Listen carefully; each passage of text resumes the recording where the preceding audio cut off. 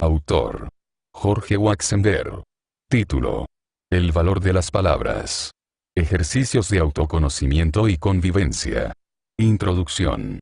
A primera vista, la serie de ejercicios descritos en este trabajo podría parecer una propuesta utópica.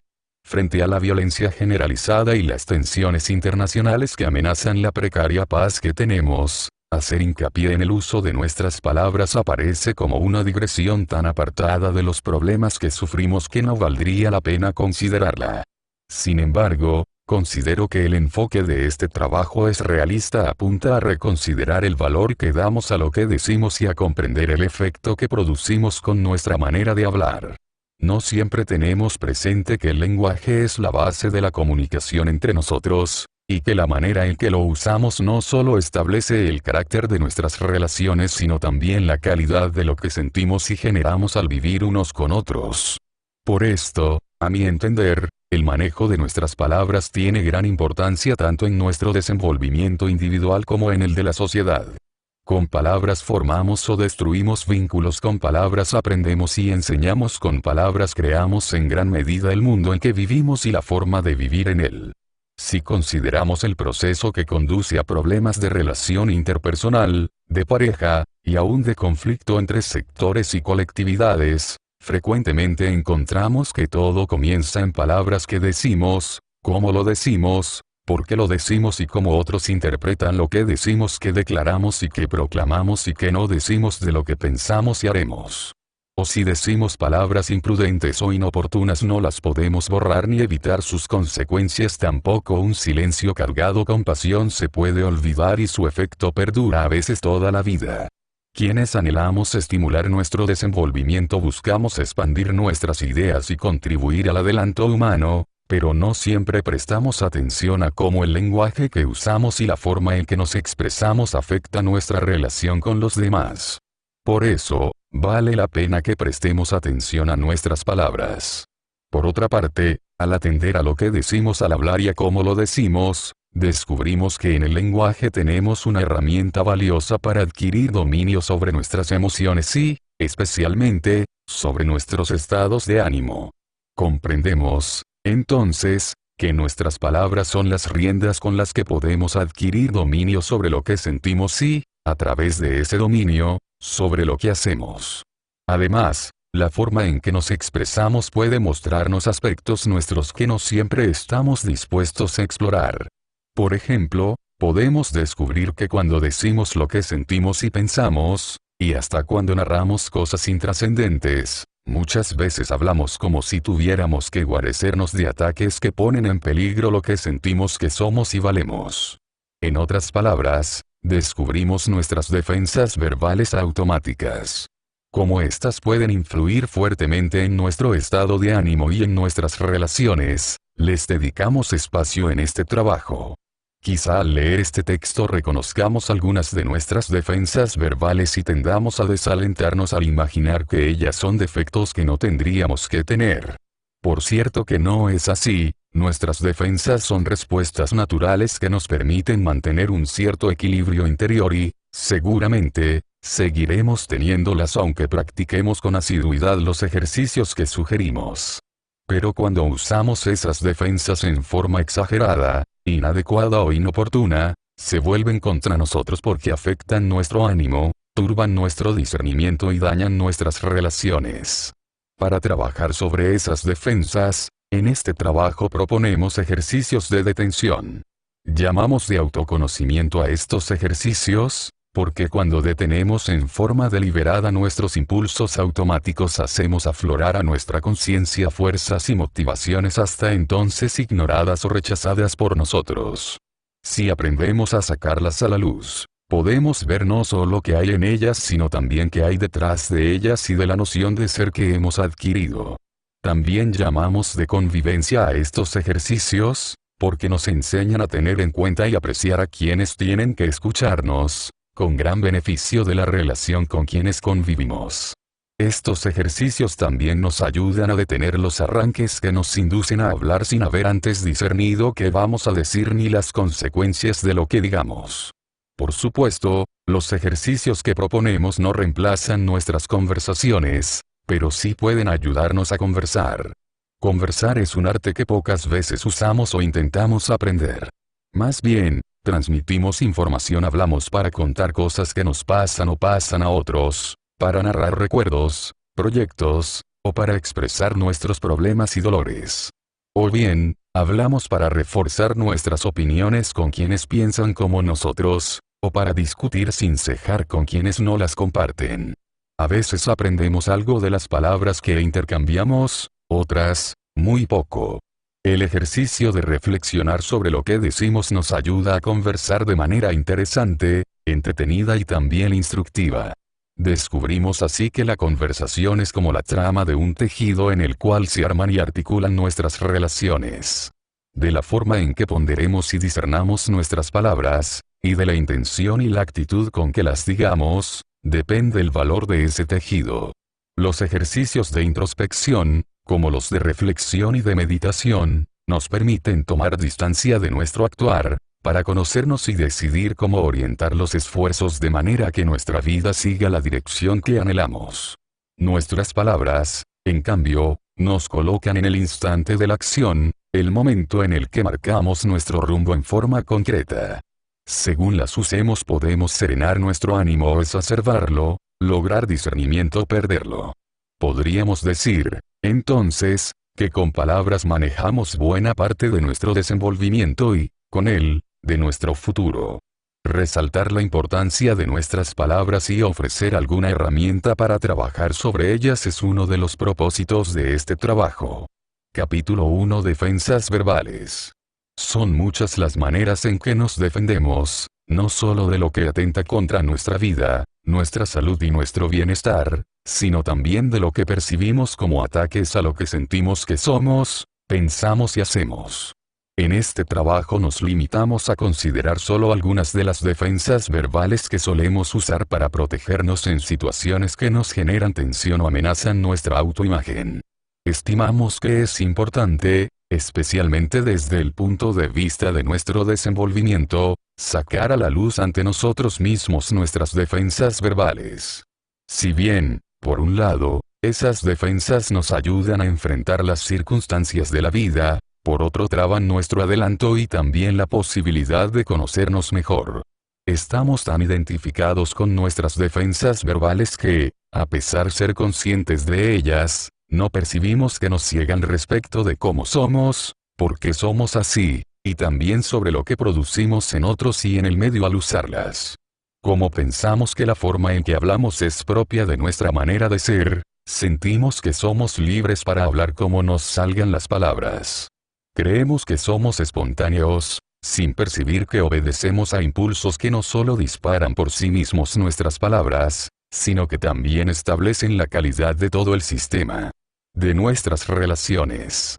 El lenguaje, en suma, se nos muestra como un medio, siempre a nuestro alcance, para trabajar en nuestro desenvolvimiento y en la relación con quienes convivimos. Cuando una situación pone de manifiesto nuestros problemas o cuando toca puntos neurálgicos íntimos nuestros reaccionamos de muchas formas, desde la agresión física hasta el mutismo, desde la burla hasta la enunciación de una teoría sobre la realidad, pero siempre nuestra reacción expresa una manera de defendernos de aquello que pone de relieve algo que no aceptamos en otros o en nosotros, o situaciones que no podemos resolver o que no queremos conocer. Por otra parte, a pesar de la precariedad de nuestras certezas, sentimos la necesidad de estar totalmente seguros de lo que pensamos y creemos no solo sobre la vida y el mundo sino, especialmente, acerca de lo que pensamos sobre nosotros mismos.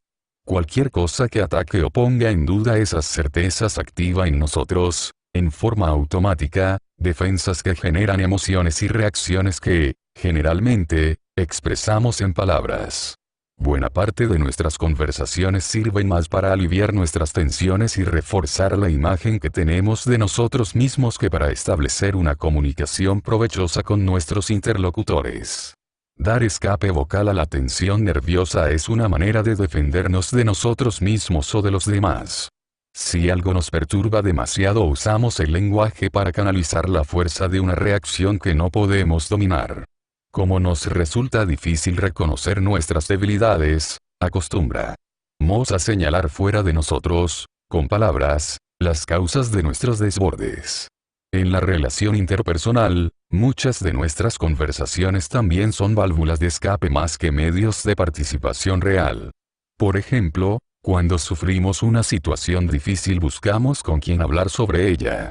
Al contar a otro lo que nos pasa nos sentimos aliviados, sin reparar o importarnos si esa persona tiene tiempo para escucharnos, ni si tiene una disposición propicia y suficiente fortaleza para recibir nuestra descarga. Tampoco se nos ocurre pensar cuánto turbaremos su día o su vida con lo que vamos a decirle. Las defensas verbales son también de autojustificación. Expresar nuestro enojo cuando nos critican es una forma de afirmarnos en lo que hacemos y pensamos. Al criticar a otros nos sentimos superiores a ellos, justificamos lo que somos y consolidamos nuestra creencia de estar en lo cierto. En el contexto del uso de las palabras podemos distinguir dos tipos de defensa automática. Al primero lo llamamos defensas limitantes, porque turban nuestra percepción y nuestro entendimiento.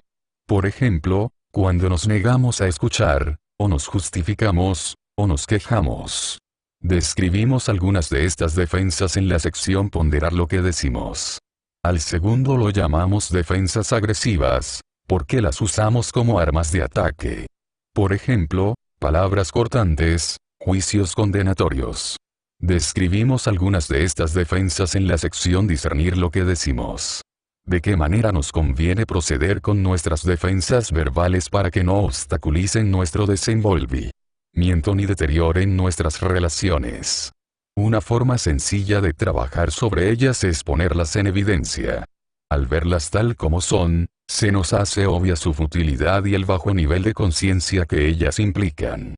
Los ejercicios de detención que describimos en este trabajo tienen ese propósito. Los ejercicios de detención también pueden ser muy valiosos para aprender sobre nosotros mismos.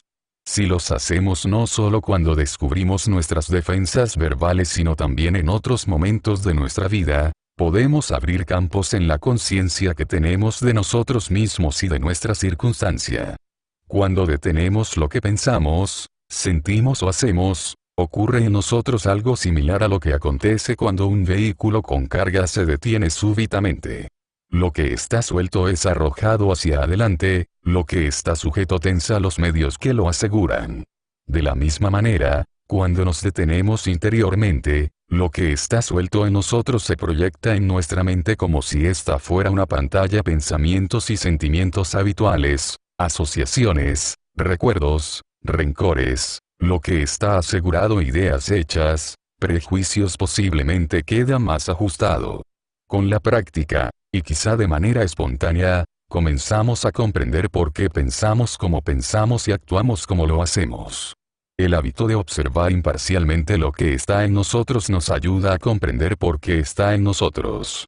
Esto nos impulsa a ampliar nuestra visión de las cosas, a profundizar en nuestra noción de ser y a armonizar nuestras relaciones. Para practicar los ejercicios descritos en este texto conviene que hagamos un plan. ¿Qué ejercicios hacer? ¿Durante cuánto tiempo y con qué frecuencia?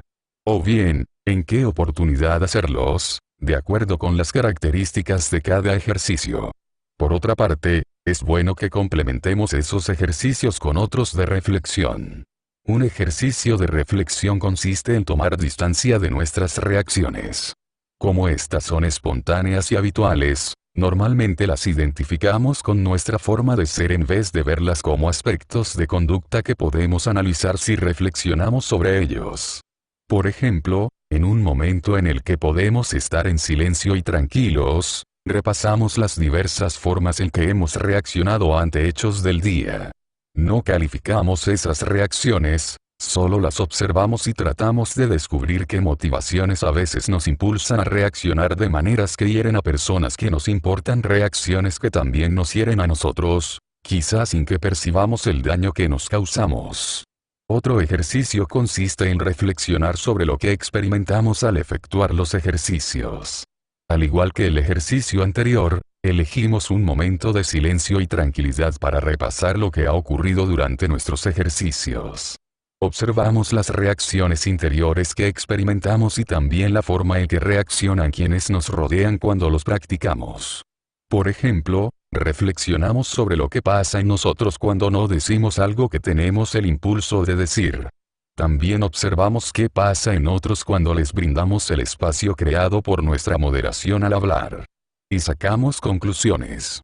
En los capítulos siguientes se encuentran algunos ejercicios que pueden hacernos evidentes nuestras defensas verbales. En la última parte de este trabajo hemos incluido algunas pautas que pueden ayudarnos a organizar los pensamientos, sintetizar los conceptos, amenizar la conversación y, especialmente, a desarrollar empatía y participación con los demás.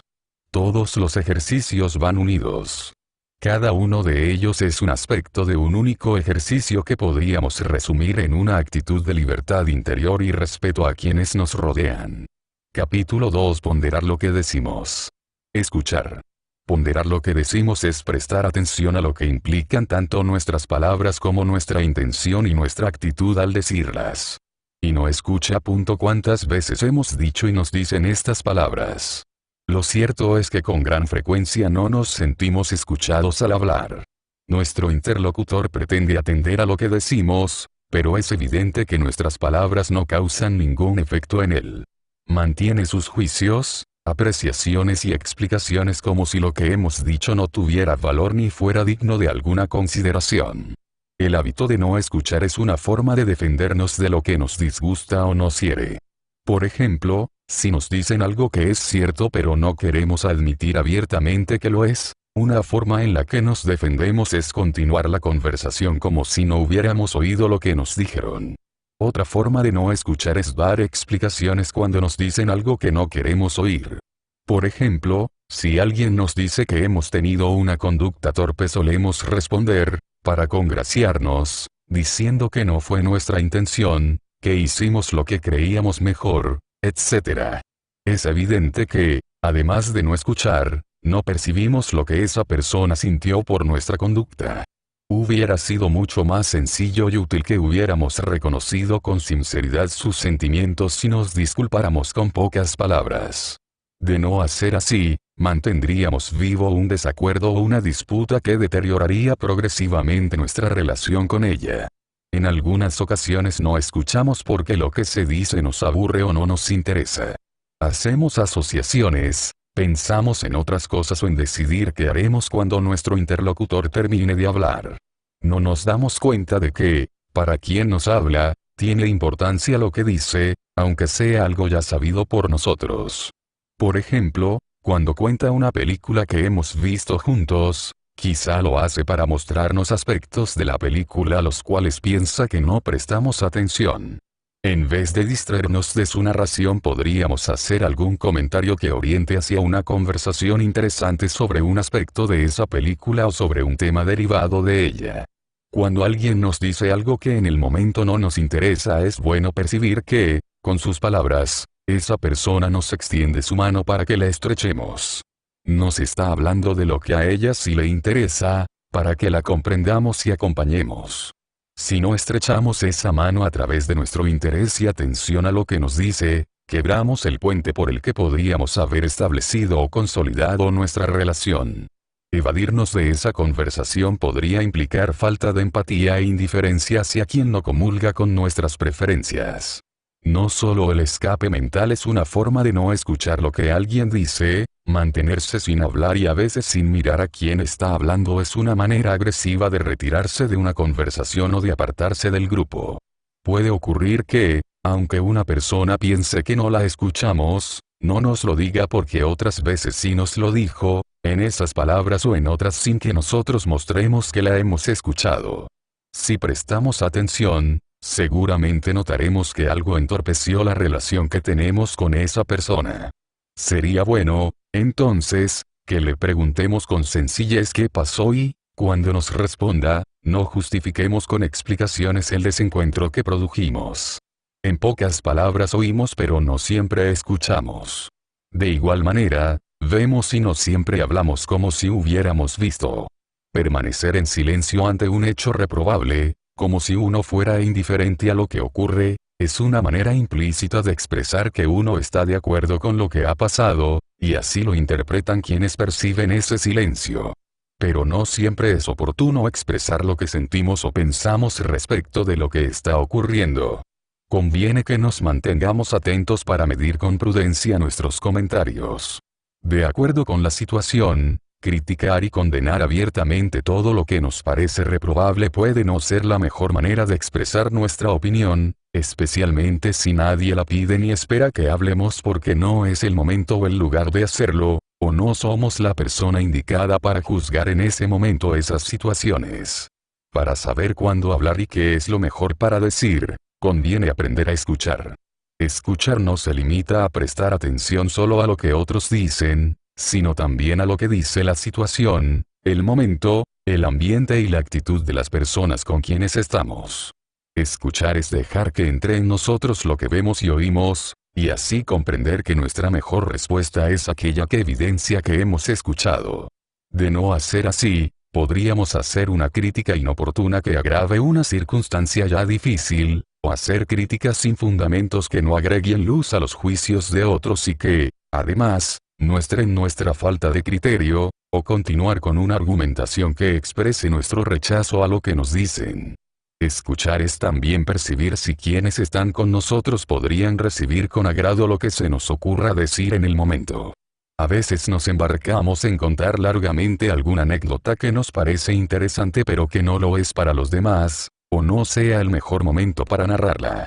Escuchar es prestar atención cuando alguien introduce un tema que parece interesar a los presentes.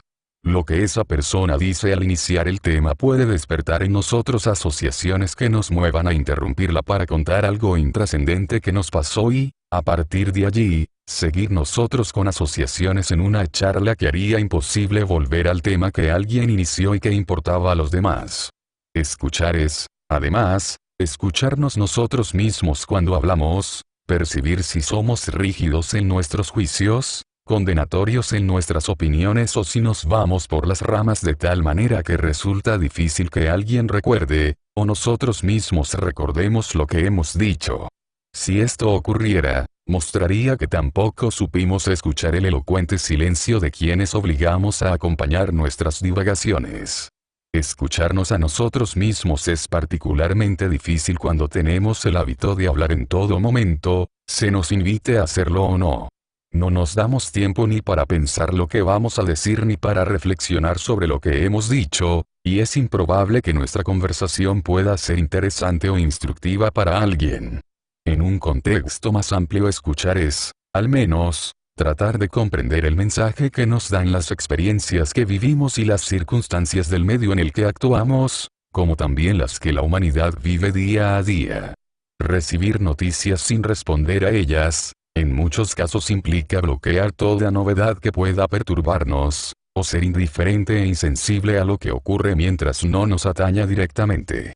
En estos casos, responder a noticias va más allá de decir palabras, es actuar en forma solidaria y participativa, de acuerdo con las circunstancias. Y aun cuando no podamos colaborar o asistir en forma directa, ya sea porque no estamos capacitados o porque se trata de hechos que no nos conciernen en forma particular, tratemos de incluir en nuestra conciencia todas las vicisitudes de la vida humana, hasta que nos sea espontáneo sentir que lo que pasa en cualquier lugar del mundo nos pasa a nosotros. Bien podríamos llamarse razón a la actitud de no escuchar, porque deliberadamente oscurecemos nuestro entendimiento al negarnos a reconocer lo que significan las palabras que nos dicen. El ejercicio de escuchar consiste en detener las reacciones que nos inducen a rechazar lo que oímos o a interrumpir a quien habla.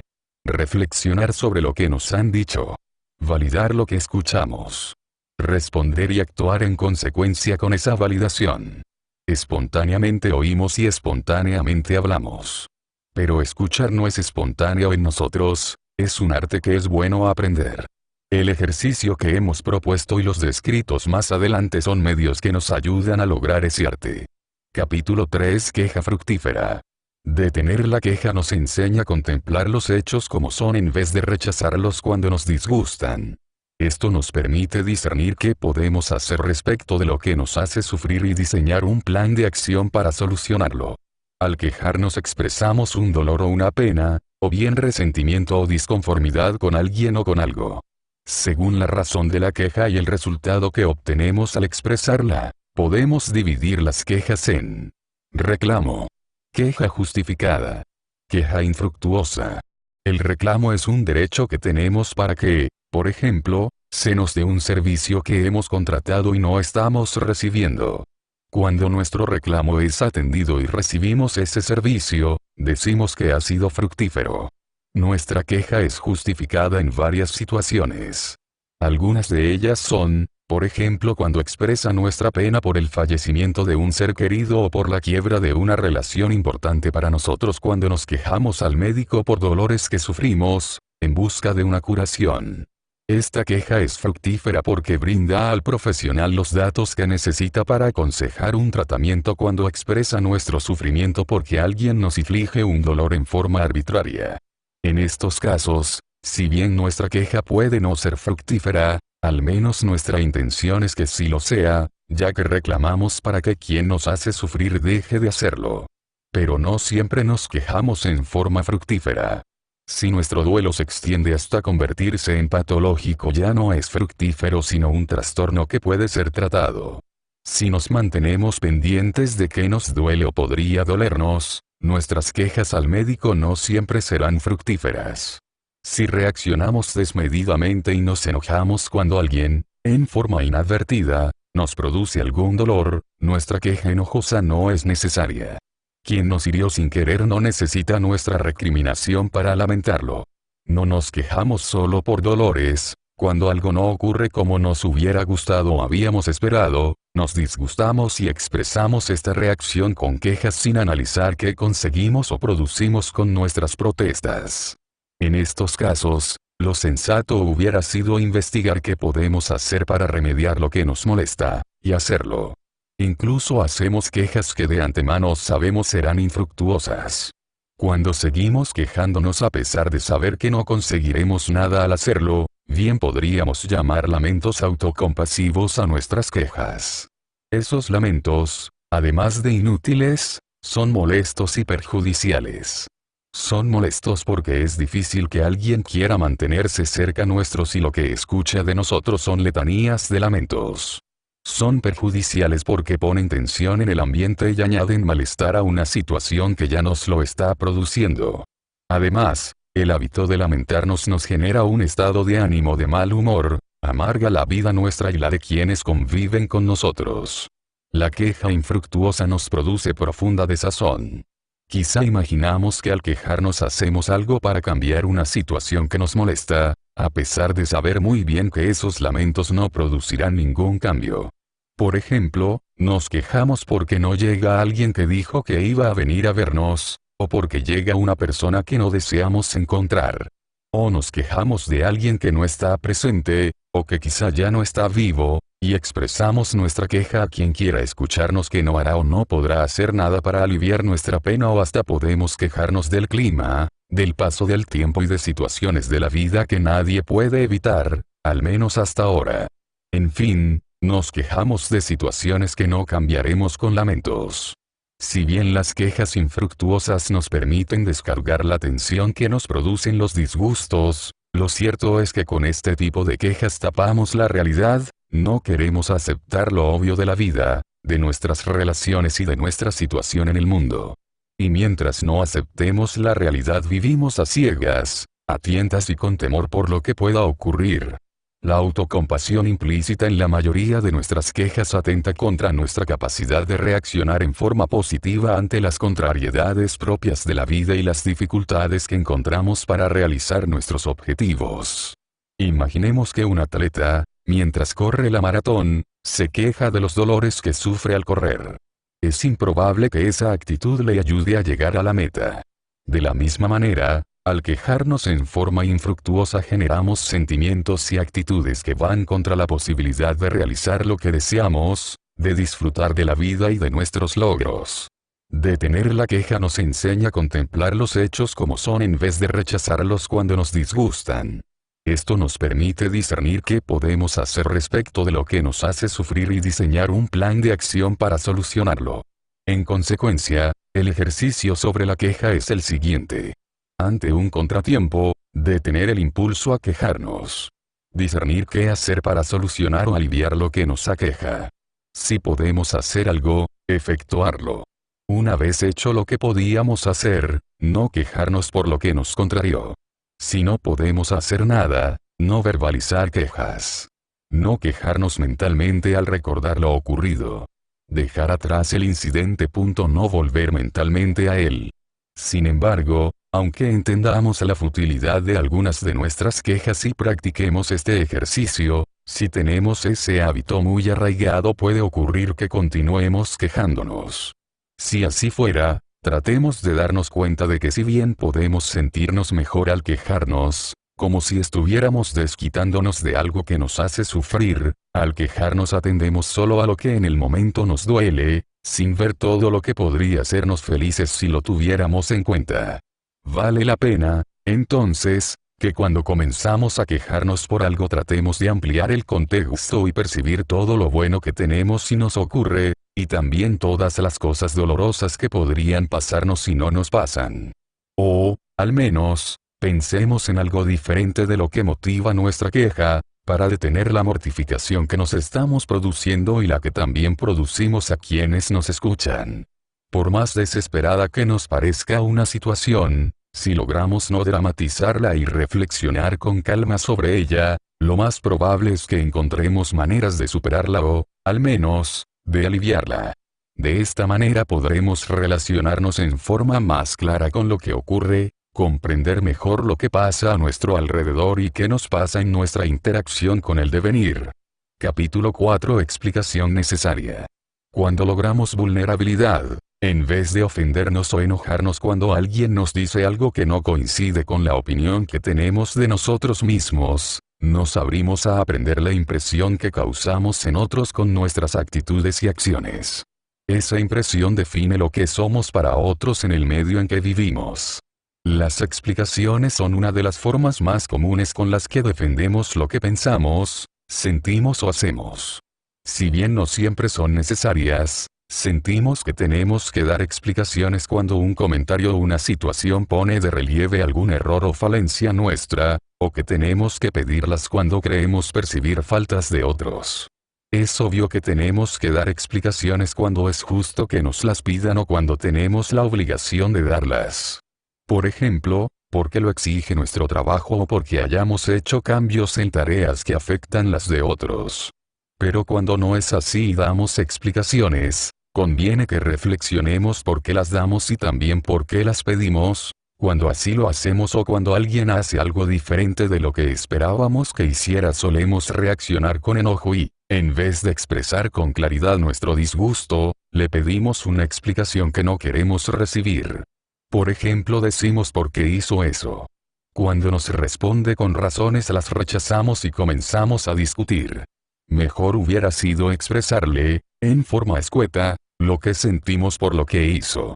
Asimismo, cuando pedimos explicaciones a alguien porque algo no nos gusta en su conducta, en vez de decirle lo que sentimos o pensamos sobre su comportamiento, es común que esa persona se irrite más que si le señaláramos algún error o un olvido, y comience a dar justificaciones para no hacerse cargo de su forma de actuar.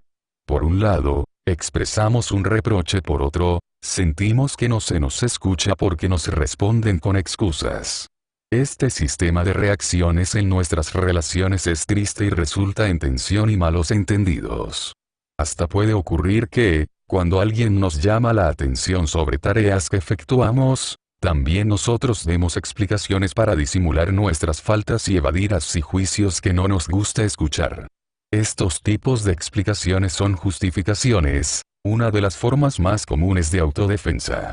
Esas justificaciones van en contra de nuestra lucidez porque con ellas cubrimos ante nosotros mismos nuestras fallas y debilidades.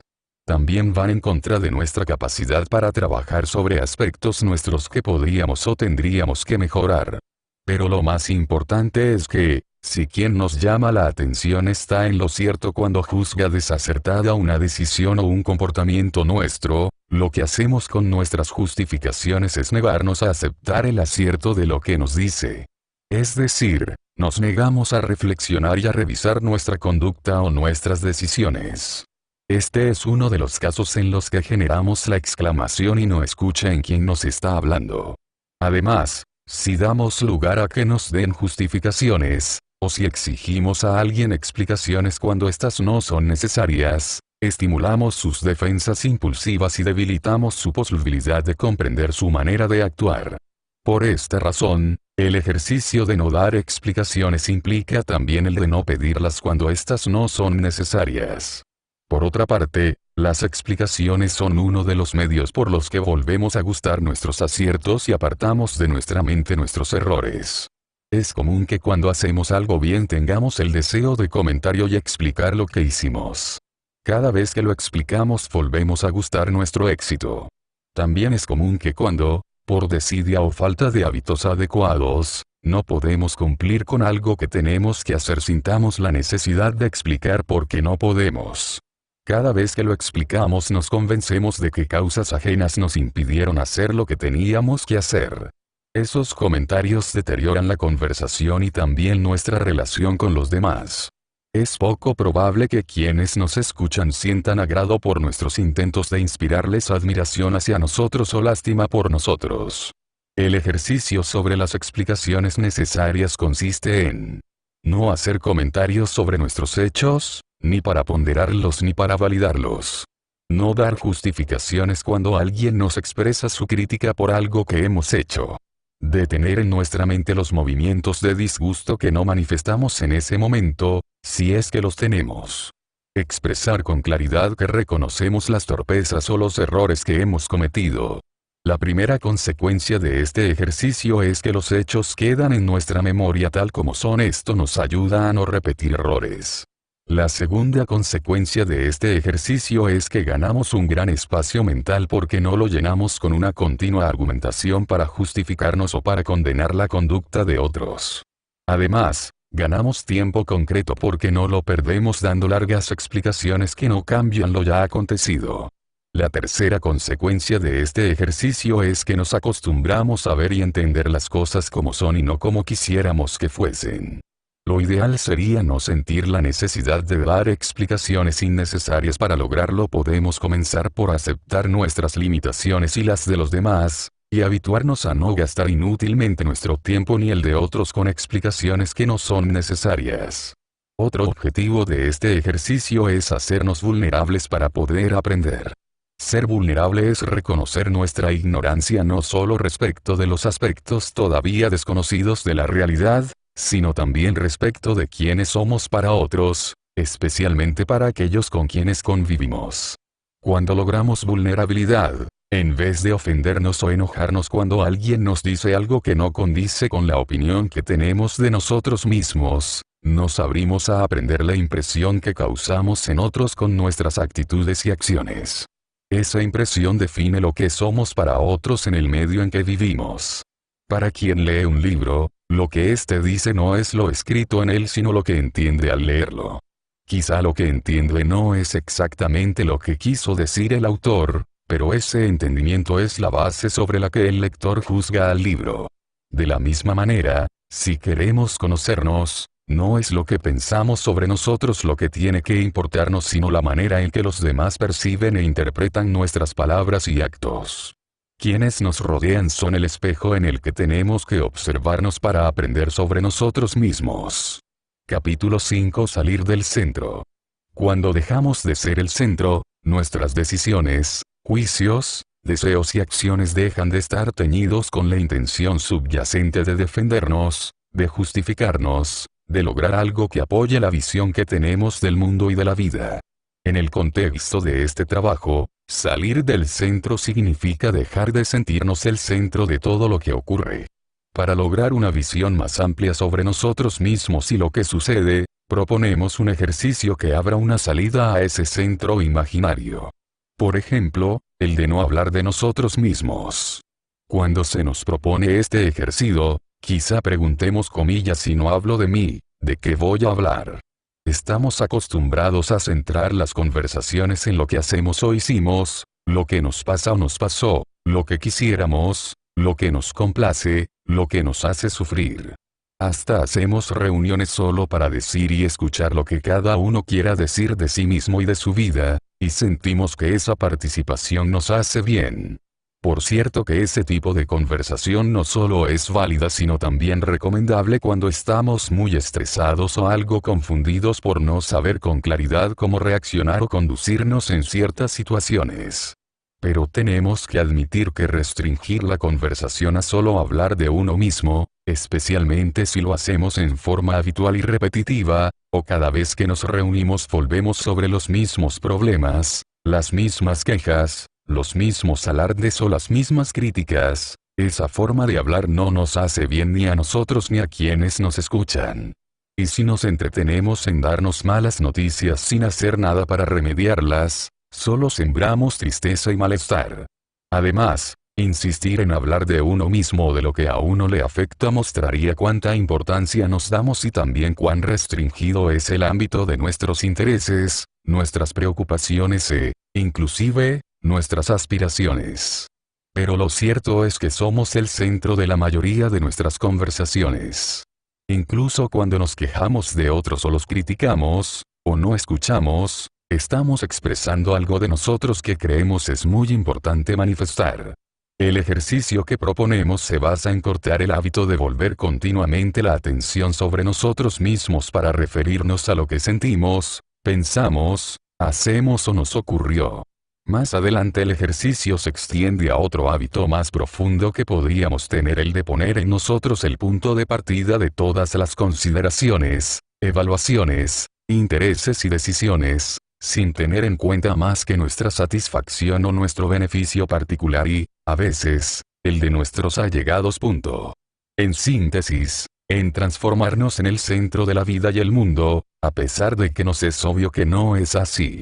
Cuando nos habituamos a practicar este aspecto del ejercicio cambia nuestra manera de ser y de expresarnos y, lo que es importante desde el punto de vista de nuestro desenvolvimiento, adquirimos gran facilidad para expandir nuestras ideas y sentimientos. Nuestra forma de pensar, de considerar a los eventos y a los seres abarca cada vez mayores ámbitos. Este cambio nos impulsa a expandir también el área de nuestros intereses. Estos ya no se limitan a nuestros intereses particulares y poco a poco incluyen áreas más generales y universales, hasta que nuestros problemas dejan de tener tanta importancia para nosotros y adquieren relevancia los problemas de otros y también los de la sociedad. Esto no implica que desconozcamos nuestros problemas y dejemos de trabajar sobre los mismos, sino que ellos dejan de constituir el centro desde el cual evaluamos todo lo que es y ocurre. El ejercicio de no hablar de nosotros mismos se puede practicar de esta manera. Cuando estamos con una persona o en una reunión, no hablar de nosotros mismos lo que nos pasa, sentimos, hacemos o deseamos durante un tiempo determinado, de acuerdo con lo dure la reunión. Dedicar más tiempo a escuchar que a hablar. Prestar atención a lo que otros dicen y hablar de los temas que les interesan. De tener el hábito, si lo tenemos, de estar pendientes de lo que nos ocurre. De tener el hábito, si lo tenemos, de defender en forma obstinada y caprichosa nuestros puntos de vista, ampliar el ámbito de nuestro interés. Antes de proponer o hacer algo, reflexionar sobre la forma en que esa propuesta o esa acción puede afectar a otros. Prestar atención a lo que ocurre fuera de nosotros e involucrarnos, ya sea en forma directa si se trata de algo que nos concierne en forma particular, como participando interiormente de las penas que hoy aquejan a tantos seres que no siempre están presentes en nuestra mente. Por supuesto que no hay que caer en la modalidad de seguir hablando de uno mismo mientras cambiamos solo la forma de hacerlo. A veces uno cree que no habla de sí mismo ni piensa en sí mismo por el hecho de haberse embarcado en un plan de acción que involucra a un grupo de personas o a un sector humano, o porque tiene por finalidad solucionar problemas sociales o mundiales. Es cierto que es bueno preocuparse y trabajar para solucionar problemas generales, pero el hecho de incorporarse a un grupo que lo haga o el de portar una bandera que proclame una obra beneficiosa no implica que uno haya dejado de sentirse el centro del mundo. Otras veces uno cree que no habla de sí mismo cuando habla de otros, no para aprender de sus cualidades, experiencias y realizaciones, sino para hacer juicios sobre esas personas, sus conductas, sus decisiones. No nos damos cuenta de que, de esa manera, nos asentamos con gran firmeza en el centro desde el cual juzgamos la vida y el mundo. Tampoco nos damos cuenta de que al criticar a otros a sus espaldas mostramos aspectos nuestros que desearíamos no tener o, al menos, que no sean tan evidentes. No hablar de uno mismo lleva espontáneamente a no pensar continuamente en uno mismo y a dejar de verlo todo desde un punto de vista tan estrecho por lo particular y limitado. Como consecuencia, nuestros movimientos interiores, nuestros objetivos, deseos, relaciones, evaluaciones, pierden gran parte de la pasión con que los animábamos. Llamamos aquí pasión a la fuerza con que cargamos lo que sentimos, decimos, hacemos y pensamos, y que nos genera deseos de poseer o alcanzar algo en particular, exclusivamente nuestro, ya sean bienes, privilegios, notoriedad o triunfos. Cuando dejamos de ser el centro, nuestras decisiones, juicios, deseos y acciones dejan de estar teñidos con la intención subyacente de defendernos, de justificarnos, de lograr algo que apoye la visión que tenemos del mundo y de la vida. Los demás ejercicios contenidos en este trabajo son en cierta manera una preparación para este ejercicio, ya que cada uno de ellos se centra en una de las tantas formas en que hablamos de nosotros mismos. Este ejercicio, como los anteriores, estimula la expansión de nuestro estado de conciencia. Si bien quizá en un comienzo no percibamos esa expansión, esta es real por la forma en que se expresa. Se expande nuestro interés, nuestro amor y los límites que ponemos a nuestra vida. Se expanden también nuestras posibilidades. Realizamos no solo lo que queremos para nosotros sino también lo que otros necesitan que hagamos para su bien y el de la sociedad. Por otra parte, practicar este ejercicio nos ayuda a que, cuando sí hablamos de nosotros mismos, discernamos por qué lo estamos haciendo. Por ejemplo, cuando decimos a otros lo que nos pasa, vemos con claridad si lo hacemos para que nuestras experiencias puedan ayudar a quienes las escuchan, o las narramos para despertar compasión, o admiración, o por sentirnos tan importantes que necesitamos que nos presten atención y nos tengan muy en cuenta. Cuando logramos este discernimiento el ejercicio queda atrás, ya que nos mantenemos conscientes de por qué y para qué hablamos, y orientamos nuestras palabras de manera que redunden en un bien para quienes nos escuchan. Capítulo 6. Distancia del pasado. Al dejar de fijarnos en lo anecdótico se nos van haciendo relevantes las enseñanzas contenidas en los acontecimientos que hemos vivido. El pasado que recordamos es un conjunto de vivencias que hemos de tener muy en cuenta para no repetir errores y mejorar el rumbo de nuestra vida. Por otra parte, el pasado suele ser fuente de sufrimientos, remordimientos, complejos y trabas interiores. El pasado se introduce en nuestro presente y, a veces, lo cubre de tal manera que no alcanzamos a distinguir y evaluar con claridad lo que está ocurriendo. Aún más, experiencias pasadas pueden ocasionarnos trastornos que necesitan tratamiento especializado. Pero sea como sea nuestro pasado, solemos hablar de él, con el correr de los años vamos mirando menos hacia adelante y más hacia atrás o cuando lo hacemos, nos referimos principalmente a acontecimientos, triunfos, fracasos, alegrías, dolores, sorpresas. Es decir, narramos hechos. Nos detenemos en lo circunstancial, en la serie de impresiones que quedaron en nuestra memoria. Cuando esas impresiones son fuertes quedan muy grabadas no solo como hechos sino también como emociones y juicios. Pero esto no significa que hayamos comprendido las experiencias y los mensajes que siempre contienen los acontecimientos que recordamos. En relación con el pasado, el ejercicio que proponemos tiene como objetivo poner a distancia la propia historia. Para lograr esa distancia nos ejercitamos en no hacer referencia a nuestro pasado. El hábito de no hablar de nuestro pasado nos ayuda a desacostumbrarnos de mirarnos a nosotros mismos como punto de referencia de todas las cosas. Al mismo tiempo, resalta en nuestra mente lo fundamental de ese pasado. Además, No hablar del pasado nos ayuda a quitar valor subjetivo a los eventos que ocurrieron y a las consecuencias ocasionales que ellos nos produjeron: emociones, reacciones, decisiones, juicios. Especialmente, nos ayuda a no revivir y avivar resentimientos que podamos tener y necesitamos superar. Al dejar de fijarnos en lo anecdótico, se nos van haciendo relevantes las enseñanzas contenidas en los acontecimientos que hemos vivido. ¿Por qué incluimos este ejercicio en el tema de defensas imitantes?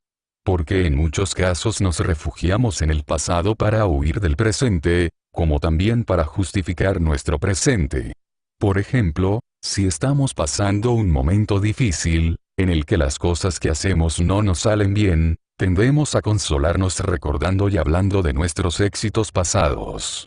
O nos justificamos ante otros narrando hechos pasados que hicieron inevitables nuestras tribulaciones o nuestras reacciones del presente. En suma, cuando nos refugiamos en el pasado nos aislamos del presente.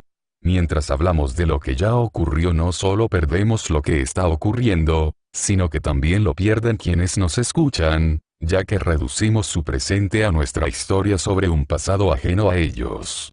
Como el presente continuamente se transforma en pasado, al hábito de no hablar del pasado se le suma el hábito de no hablar siempre de lo que nos está pasando. Esto produce un efecto similar al anterior. Logramos ser observadores, en lo posible imparciales, de lo que hemos vivido y también de lo que nos está ocurriendo. De esa manera dejamos de dar tanta importancia al anecdotario del momento y podemos comenzar a descubrir el mensaje y la enseñanza que continuamente nos da la vida. El ejercicio de poner distancia del pasado es una extensión del ejercicio de salir del centro y consiste en, no hablar de nuestro pasado en forma habitual, sino cuando es necesario o conveniente referirnos a él. De tener el hábito, si lo tenemos, de hablar siempre sobre lo que nos está ocurriendo. El ejercicio de distanciarnos de nuestro pasado nos ayuda, por un lado, a contener los escapes de nuestra mente, por otro, a percibir lo que ocurre aquí y ahora en un contexto mayor delimitado a nuestra persona. Especialmente, nos ayuda a estar realmente con quienes estamos hablando, a escucharlos y a comprender sus mensajes. Capítulo 7. Discernir lo que decimos. Callar en paz. Nuestras palabras nos colocan en el instante de la acción, el momento en el que marcamos nuestro rumbo en forma concreta. Según las usemos podemos serenar nuestro ánimo o exacerbarlo, lograr discernimiento o perderlo. Podríamos decir, entonces, que con palabras manejamos buena parte de nuestro desenvolvimiento y, con él, de nuestro futuro. Una característica bastante común en el temperamento de las personas y que en muchos casos deteriora las relaciones es la facilidad con que pueden sentirse agraviadas u ofendidas por causas intrascendentes, en otras palabras, su excesiva susceptibilidad. Todos somos susceptibles y reaccionamos cuando somos estimulados o atacados. Sin embargo, no todos somos igualmente susceptibles. Algunos reaccionamos en forma desmedida y nos mantenemos a la defensiva a pesar de que esa actitud nos impide ver aspectos nuestros sobre los que podemos o necesitamos trabajar. Es bien sabido que quienes desean mejorar su desempeño acostumbran a contratar expertos para que les muestren lo que tendrían que corregir o cambiar en lo que hacen, pero olvidamos ese saber con suma facilidad.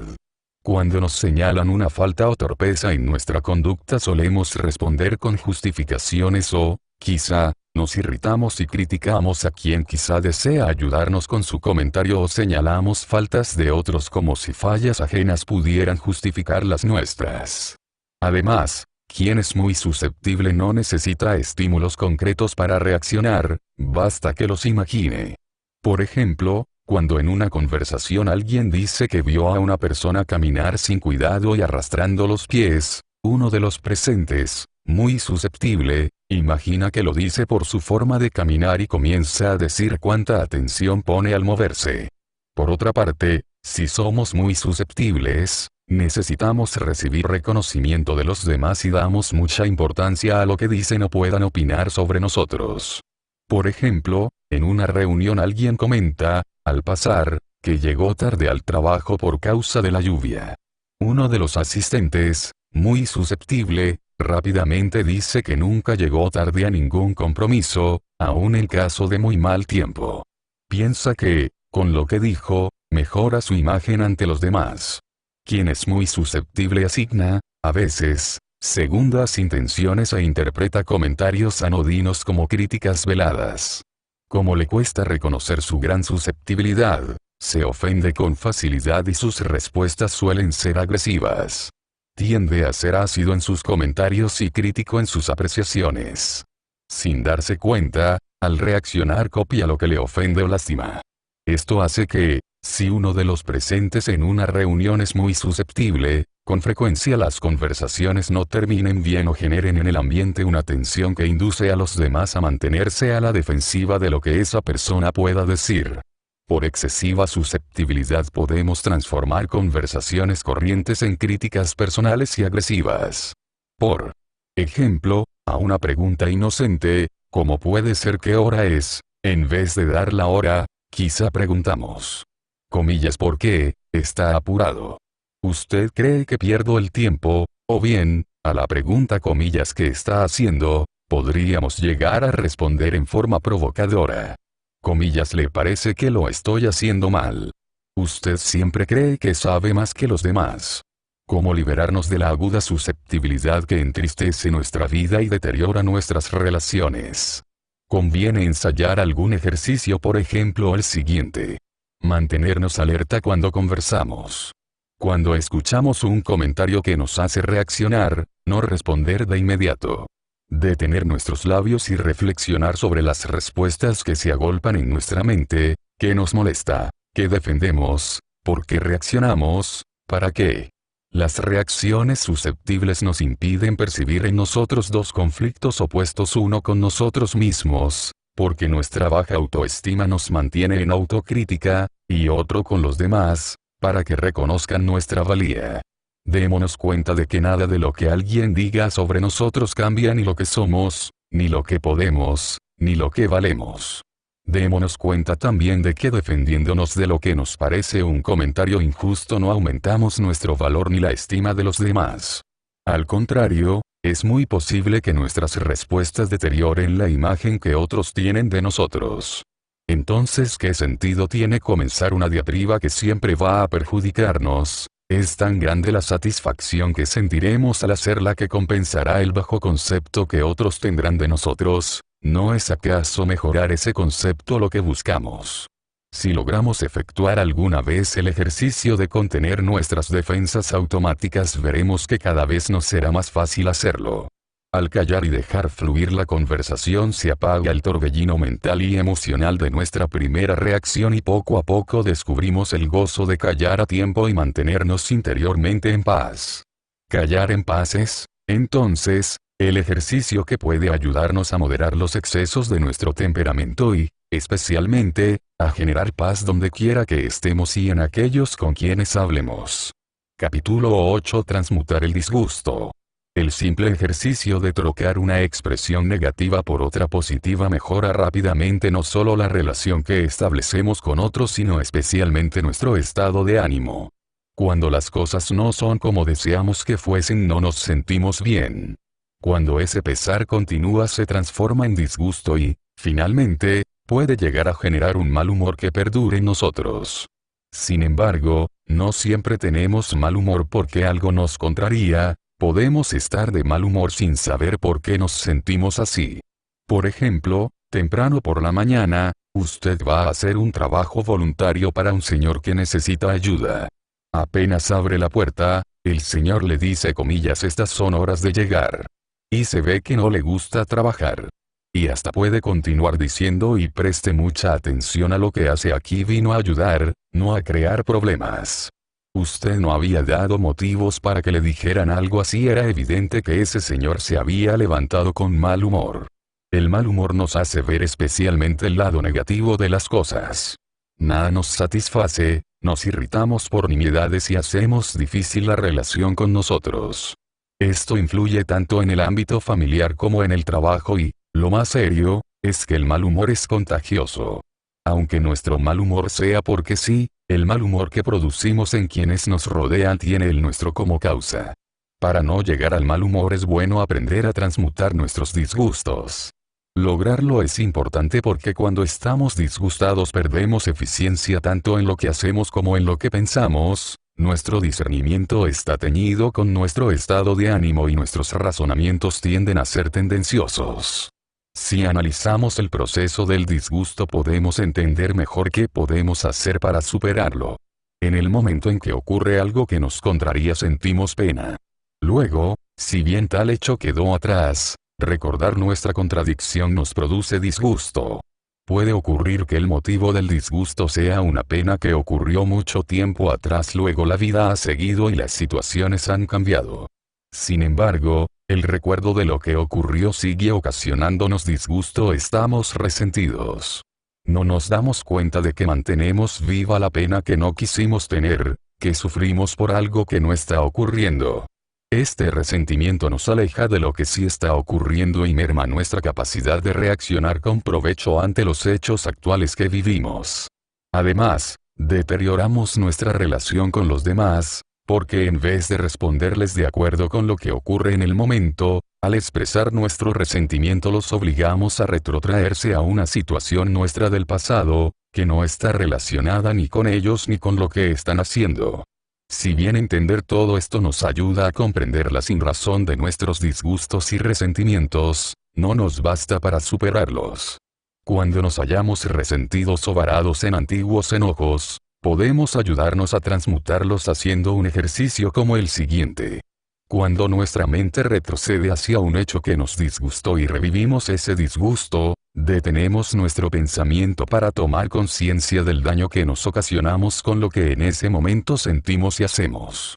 Observamos los aspectos luminosos de nuestra existencia. Por ejemplo, nos fijamos en nuestro presente, no solo en lo que tenemos y nos ocurre ahora, sino en todos los contratiempos y penurias que ahora no sufrimos, y nos sentimos agradecidos por ello. Por poco que tengamos, todos tenemos algo que podría darnos felicidad si lo tuviéramos en cuenta. Cuando sentimos un arranque de impaciencia ante lo que dice o hace alguien, tratamos de hacer este ejercicio. Contener el gesto torpe y la palabra condenatoria. Tener un gesto y una palabra amables. Una nena de 4 años dijo una vez a sus padres: "Hoy estoy brava". Era consciente de su estado de ánimo y, al expresarlo, dio lugar a un diálogo que terminó con su mal humor y con ella riéndose de sí misma. Si una criatura puede hacer ese cambio, seguramente los adultos también podemos hacerlo si superamos las defensas que hemos ido creando a lo largo de nuestra historia. El simple ejercicio de trocar una expresión negativa por otra positiva mejora rápidamente no solo la relación que establecemos con otros, sino especialmente nuestro estado de ánimo.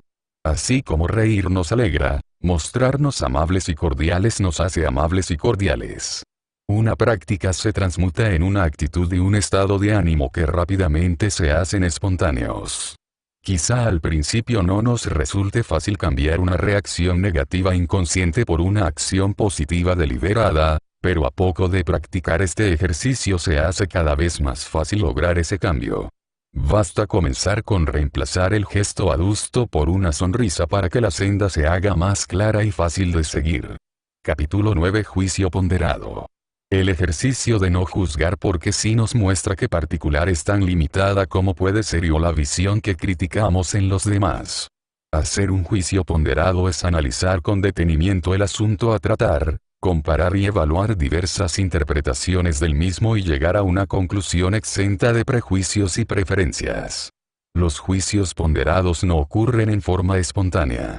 Al contrario, solemos tener el hábito de transformar nuestras opiniones en juicios que distan mucho de ser ponderados. En otras palabras, estamos habituados a juzgar porque sí. Al juzgar porque sí aplicamos fuera de nosotros las pautas que empleamos para establecer nuestra manera de vivir, nuestras ideas y nuestros objetivos sin discernir tiempo, lugar, costumbres, situaciones, en lo que estamos juzgando. Para lograr juzgar en forma ponderada nos ayuda a practicar el ejercicio de no juzgar porque sí. Este ejercicio consiste en no hacer juicios, especialmente sobre personas, sin otra razón de por qué se nos ocurre hacerlos. Este ejercicio pone en evidencia el hábito que tenemos de extrapolar nuestro sistema de valores particular. Lo que es bueno o malo para mí es bueno o malo fuera de mí. ¿Cuántas veces oímos decir "y qué barbaridad, yo nunca hubiera hecho eso"? Sin embargo, es evidente que, para otra persona, es natural o intrascendente hacer lo que uno no hubiera hecho. Esto no implica que no tengamos nuestro propio juicio o que no lo apliquemos. Pero sí significa que es prácticamente imposible que podamos comprender lo que no cae dentro de nuestro propio sistema si no dejamos de extrapolar nuestra visión personal y proyectarla sobre toda la realidad. El ejercicio de no juzgar porque sí nos muestra que la visión que tenemos dentro de nuestro sistema particular es tan limitada como puede ser la visión que criticamos en los demás. Por otra parte, al juzgar a otros nos colocamos por encima de ellos. Sentimos que nuestro criterio y nuestro juicio son superiores. Al no reconocer que nadie nos dio el poder de juzgar y que somos nosotros quizá los únicos quienes hacemos tan buen juicio sobre nosotros mismos, no percibimos que la imagen que damos al juzgar porque sí es de ignorancia y soberbia, una conjunción de caracteres de la que nos conviene tomar distancia. Hacer juicios porque sí sobre otros es no reconocer la libertad de todo ser humano de sentir, pensar y actuar a su manera, siempre que no afecte la libertad, los derechos y el bienestar de los demás. Para poder practicar el ejercicio de no juzgar porque sí es indispensable apartar la tendencia a apreciarlo todo con una visión crítica. Por eso, este ejercicio se continúa con el de no criticar en forma agresiva. Capítulo 10. Crítica constructiva. Las críticas constructivas estimulan el debate fructífero y crean un ambiente de camaradería y optimismo no solo en reuniones de trabajo sino incluso en reuniones que realizamos solo para disfrutar de amable compañía. La crítica, en su acepción original, consiste en la aplicación de nuestro juicio en forma discernida y ponderada en la consideración de las cosas. Sin embargo, es común transformar la crítica en censura y reprobación. En ciertos casos atacamos en los demás el defecto que no reconocemos o el problema que no queremos o no podemos resolver en nosotros mismos. Por ejemplo, que quien tiene el hábito de justificarse critique a otro porque se justifica. O que se queje porque alguien se queja, o lo critique porque critica. Hasta puede ocurrir que, cuando en la conversación alguien da una opinión, expone una idea o presenta un proyecto, uno de los oyentes se ponga inmediatamente en contra de lo que dijo y de cualquier otra cosa que diga luego esa persona o cualquier otra. Incluso hasta puede sentir cierto placer en ser el opositor clásico en cualquier intercambio de ideas. La crítica malsana es una de las primeras manifestaciones de la agresión. Si el movimiento agresivo se detiene allí, puede no dañar demasiado las relaciones. Pero si se canaliza en el hábito de criticar agresivamente tiende a hacerse cada vez más fuerte y mueve a querer suprimir lo que se critica, como ocurre cuando llega al extremo de ser crítica condenatoria. La crítica condenatoria es terminal y no hay manera de salvarla. Al criticar a alguien, a sus opiniones o a sus actos en forma condenatoria se quiebra la relación con esa persona. Por un lado, quien critica de esa manera hace evidente que tiene un concepto tan alto de sí mismo que se arroga la capacidad de hacer juicios inapelables. Por otro, muestra un desprecio tan profundo por el otro que no hay buenas maneras con las que pueda ocultarlo. Por ejemplo, responder a un comentario con "y no diga tonterías, usted nunca entiende nada" descalifica de tal manera a quien habló que sería difícil que desee continuar interviniendo en la conversación. Otra forma de crítica condenatoria ocurre cuando quien habla subestima la opinión que otro enuncia y continúa su discurso o cambia de tema como si no la hubiera escuchado. Hay un tipo de crítica agresiva que, como no se dice con palabras, la podemos llamar crítica por omisión.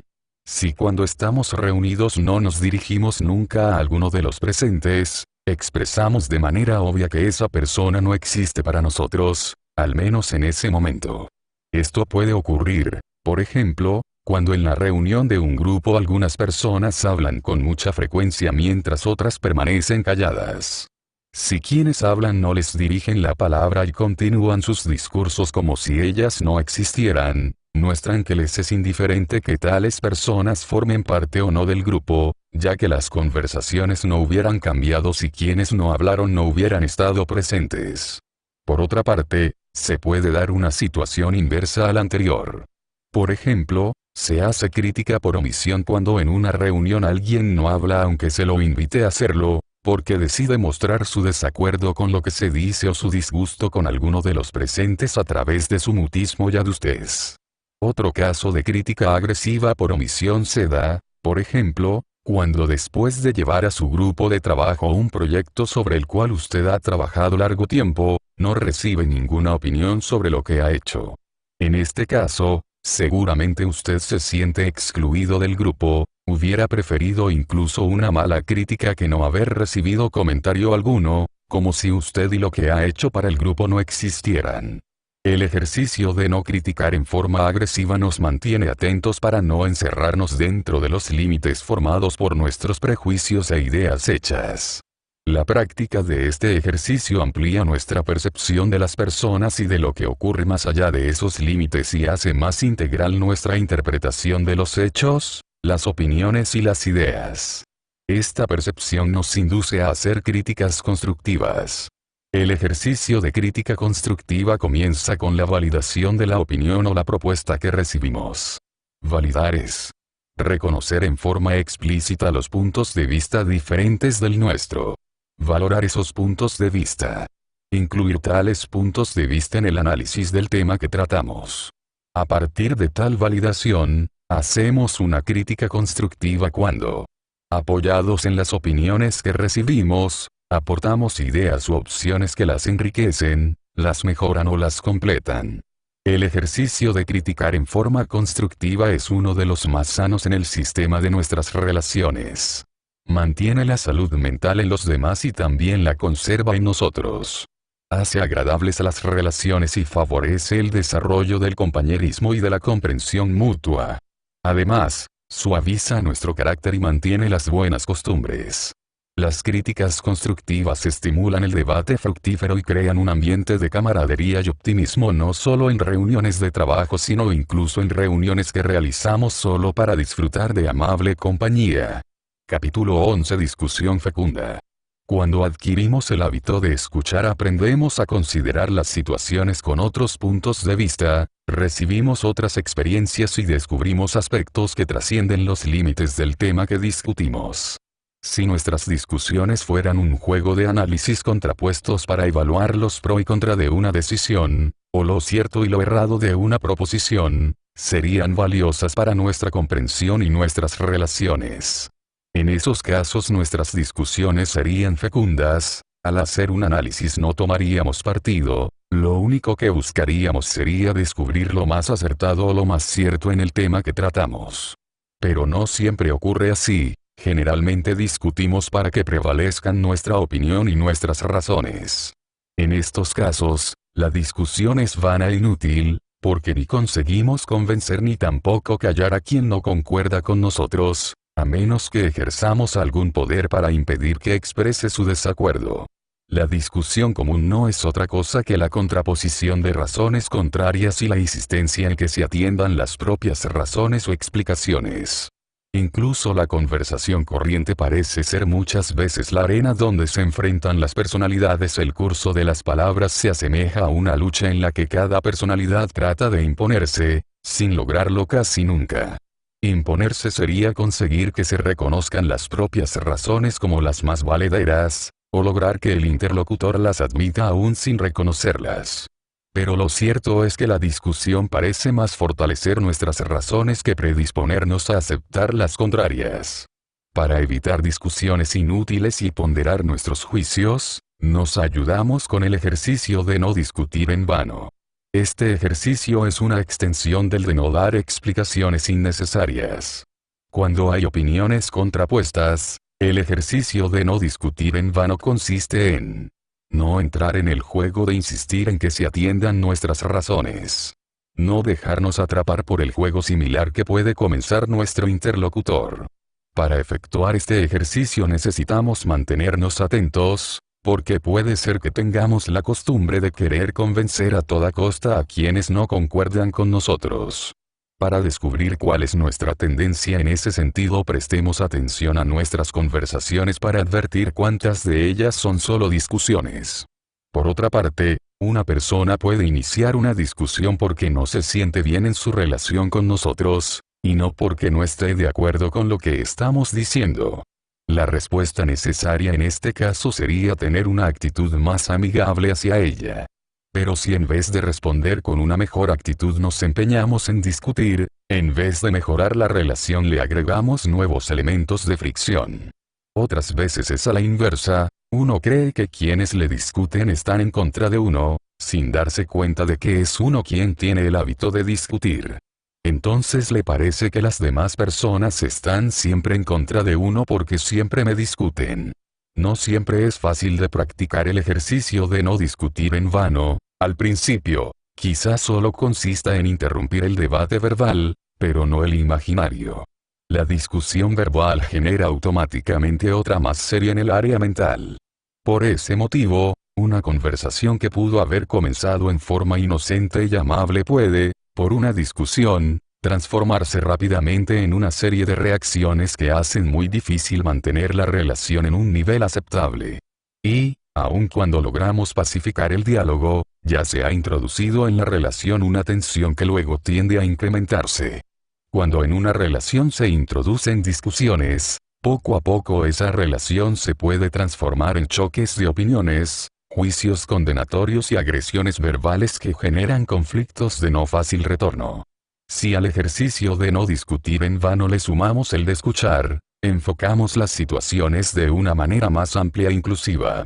Lo corriente en las discusiones es que no escuchemos realmente las razones contrarias porque ponemos todo el énfasis en lograr que se atiendan las nuestras. Pero cuando adquirimos el hábito de escuchar, además de aprender a considerar las situaciones con otros puntos de vista, recibimos otras experiencias y descubrimos aspectos que trascienden los límites del tema que discutimos. Especialmente descubrimos los deseos y las motivaciones de las otras personas, esas fuerzas que alientan las discusiones. Esto nos facilita responder en forma efectiva a sus necesidades en vez de gastar nuestra energía contestando sus argumentaciones. Nuestro hábito de no discutir en vano tiene gran influencia en los demás. Al no dar elementos con los cuales se pueda iniciar una lucha, la relación se desarrolla en paz. Quienes nos rodean están más predispuestos a entender mejor las diferentes razones y a mantener la relación en un nivel más apropiado al desenvolvimiento del grupo. Esto da lugar a comenzar discusiones serenas, razonadas y fecundas que, con seguridad, crean patrones de intercambio de ideas que luego todos podemos usar con provecho. Capítulo 12. Defensa útil. Una buena manera de liberarnos de nuestros enojos es prevenirlos y desarrollar una estrategia para detener a tiempo esos arranques de descontrol. Necesitamos defendernos cuando peligran nuestra seguridad, nuestra salud, nuestro bienestar, nuestros derechos.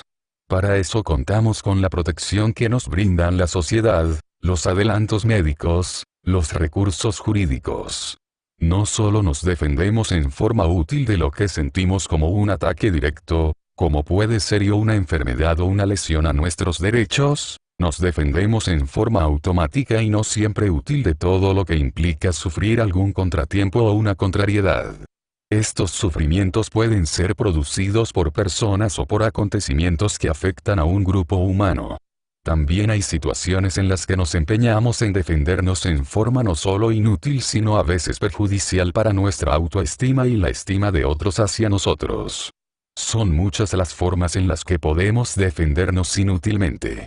Por ejemplo, con protestas, mal humor, enojo, discusiones, explicaciones, evasivas, aislamiento. Lo primero que nos conviene identificar es el hábito de defendernos.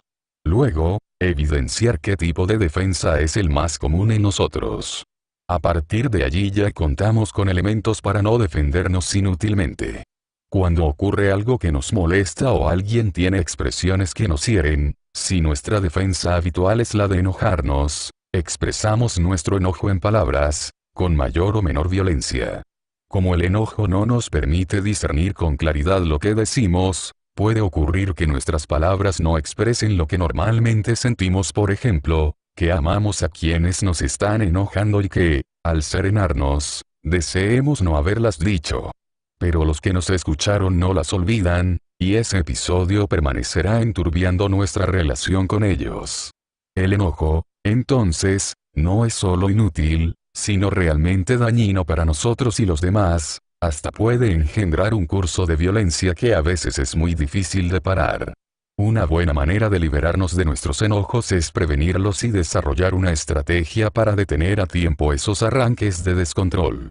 Para prevenir enojos o mal humor, o discusiones, o cualquier otra forma en la que nos defendemos, conviene detenernos un tiempo para considerar una situación conflictiva antes de responder a ella. Si en una conversación nos sentimos mal por lo que alguien dice, no reaccionemos de inmediato. Tomémonos un tiempo para ganar serenidad y discernir si ese es el mejor momento para responder. Si así fuera, discernamos también de qué manera hablar para lograr un mejor entendimiento. Muchas veces conviene esperar otra oportunidad en la cual, en vez de reprochar a quien nos perturbó, le expresemos con serenidad lo que sentimos por sus palabras. De esa manera podremos comenzar un diálogo más amable que si le echáramos en cara su agravio. Sin embargo, no defendernos inútilmente no siempre nos resulta fácil. A veces nos gusta estar enojados porque es una manera de afirmarnos. Además, sentimos que nos desquitamos de lo que se nos ha dicho o hecho que, a nuestro juicio, es injusto. No nos damos cuenta de cuánto nos dañamos mientras dura nuestro enojo. Se empañan nuestros días, se afecta nuestra salud y también nuestras relaciones. ¿Quién querría estar con alguien enojado? Prestemos atención a que no se llegue a decir de nosotros no se le puede decir nada porque enseguida se enoja. Démonos cuenta de que, en muchos casos, quien tiene el problema es quien provoca nuestro enojo y no nosotros. De no lograr ese discernimiento, nos herimos a nosotros mismos más de lo que nos hiere quien nos enoja. Quizá esa persona, a los pocos momentos, se olvida totalmente de la situación que creó. En cambio, nosotros podemos seguir enojados por mucho tiempo y, quizá, resentidos toda nuestra vida. Como el enojo produce emociones fuertes, además del ejercicio de no defendernos, podemos trabajar sobre nuestros enojos tomándolos como momentos de estupidez. Nuestra ponernos en ridículo a nosotros mismos es muchas veces más efectivo que disgustarnos por no poder no enojarnos, o deprimirnos porque nos enojamos. Lo importante es mantenernos conscientes de lo que nos pasa cada vez que reaccionamos en forma impulsiva, ya que si no tenemos esa conciencia estamos indefensos ante esas reacciones. El ejercicio de no defendernos inútilmente comienza, entonces, con crear el hábito de no defendernos verbalmente. Descubrir las maneras en que la ausencia de defensa exterior se transforma en una defensa interior.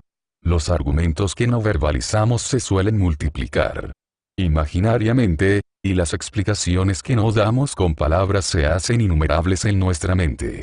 Detener esa discusión imaginaria.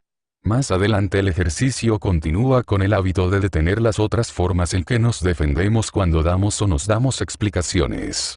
Por ejemplo, si observamos que nuestro compañero de trabajo termina su tarea en menos tiempo que nosotros la nuestra, explicamos, ya sea a los demás como a nosotros mismos, ¿por qué tal cosa no implica que ese compañero trabaje mejor que nosotros? Si en una conversación alguien señala una manera de trabajar diferente de la nuestra, aunque nadie haya pensado en nosotros al hablar, nos sentimos impelidos a explicar por qué trabajamos a nuestra manera. El hábito de defendernos inútilmente puede dañar nuestras relaciones. Por ejemplo, si reaccionamos con discusiones y explicaciones cuando alguien nos contradice y no detenemos pronto esa defensa inútil, nos enemistamos con quienes apreciamos. Si nos defendemos con evasivas inútiles para eludir una dificultad, generamos desconfianza en quienes nos engañan con lo que decimos. Si nos aislamos para no ser molestados, nuestro aislamiento también es inútil porque no nos evita los contratiempos y dolores de la vida y, además, nos separa de los demás. Cuando nos defendemos inútilmente deterioramos nuestra vida y también la de quienes conviven con nosotros. Defendernos en forma útil, en cambio, afirma nuestro bienestar, nuestros derechos y un estado de justicia. Capítulo 13. Habla mesurada. Más sobre escuchar. Cuando atendemos sin interferencias desarrollamos la capacidad de penetrar más allá de lo que escuchamos. Así como tienen gran valor las palabras que enunciamos, también lo tienen las que no decimos ni con los labios ni con la mente. Las palabras no dichas son la clave del arte de escuchar. Para poder escuchar necesitamos contar con suficiente atención como para no distraernos mientras nos hablan. Además, necesitamos no interponer barreras entre lo que escuchamos y lo que entendemos. El ejercicio de escuchar, entonces, consiste en desarrollar la atención. Desarrollar la capacidad de dejar de lado la propia intención. En este ejercicio hay varias etapas. La primera etapa es la del desarrollo de la capacidad de atender sin distraernos. Desarrollar la atención va más allá de poner cuidado en lo que vamos a hacer o decir, o en mejorar nuestra concentración. Además de darnos cuenta de lo que ocurre, lo importante es comprender el mensaje que nos transmite lo que ocurre. Desarrollamos esta atención al aplacar la inquietud mental que solemos tener. Cuando nuestra mente está inquieta no podemos percibir el mensaje que otros nos transmiten. Oímos palabras pero no percibimos todo lo que dicen, lo que oímos solo implica lo que podemos repetir. De la misma manera, percibimos acontecimientos pero no lo que ellos significan. Corno aquietar la mente. Los ejercicios de contener nuestras defensas verbales son muy valiosos para lograr quietud mental, ya que nos habitúan a no dejarnos llevar por impulsos, arrebatos u ocurrencias. También los ejercicios de reflexión nos aportan quietud mental, porque al efectuarlos tomamos distancia de nuestras reacciones y, de esa manera, desarrollamos la capacidad de contenerlas y orientarlas.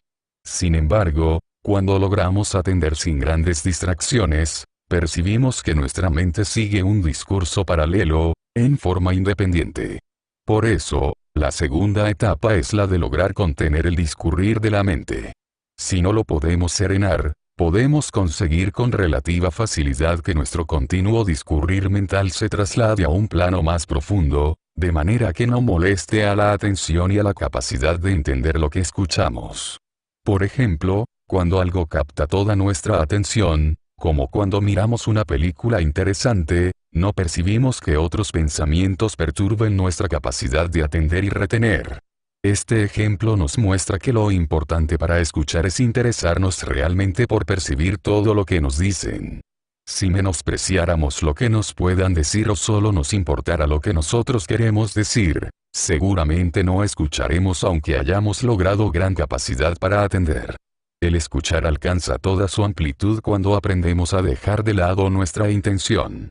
Decimos dejar de lado porque siempre tenemos alguna intención, algo que deseamos, algo que esperamos, algo que tememos.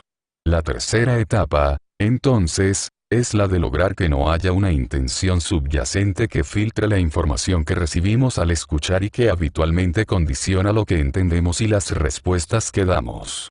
Detrás de cada acto, de cada palabra que decimos, de cada instante que dedicamos a escuchar, hay una serie de deseos que se concretan en una intención definida. Es fácil darnos cuenta de que en buena parte de las conversaciones corrientes lo que cada uno dice implica algo que quiere lograr. Esa misma intención se mantiene en nosotros cuando escuchamos. Cuando queremos conseguir algo nos cerramos a todo el mensaje que podríamos recibir de quien nos habla, solo escogemos de ese mensaje lo que pueda servir al propósito que tenemos en ese momento y rechazamos lo que se le oponga. No podemos evitar que al escuchar interpretemos lo que se nos dice en términos de a favor o en contra de lo que deseamos u opinamos. Por eso mismo, la respuesta que damos está viciada por la intención de justificar lo que pensamos o queremos obtener, o por la de rebatir un argumento que suponemos contrario a nuestros deseos o nuestras ideas. En este caso nuestra conversación suele terminar porque no escuchamos, o se convierte rápidamente en una discusión. La cuarta etapa es la consecuencia de las anteriores. Cuando atendemos sin interferencias desarrollamos la capacidad de penetrar más allá de lo que escuchamos. Entendemos no solo el significado de las frases que nos dicen sino también lo que en realidad se nos dice o se nos quiere decir, las causas que motivan esas palabras. La quinta etapa es la expansión de este ejercicio. El hábito de escuchar sin colocar interferencias desarrolla la capacidad de percibir sin interferencias. Todo lo que nos rodea, todo lo que nos ocurre y todo lo que ocurre nos dice algo continuamente. Para escuchar ese mensaje, lo primero que tenemos que lograr es descubrir que existe. El ejercicio de escuchar puede ayudarnos a alcanzar ese descubrimiento. Capítulo 14. Opinión discriminada. Discriminar es discernir lo evidente de lo supuesto, la certeza de la creencia. Lo que se opina, de aquello que simplemente es. Opinar es expresar cómo apreciamos las cosas desde nuestro punto de vista. Formamos nuestros puntos de vista de acuerdo con nuestras reacciones ante lo que ocurre. Pero lo que entendemos a través de esas reacciones depende de la manera en que nuestra mente las procesa. Por eso, conviene que tengamos presente que las imágenes de las cosas que recordamos no son exactas transcripciones de lo que percibimos con nuestros sentidos.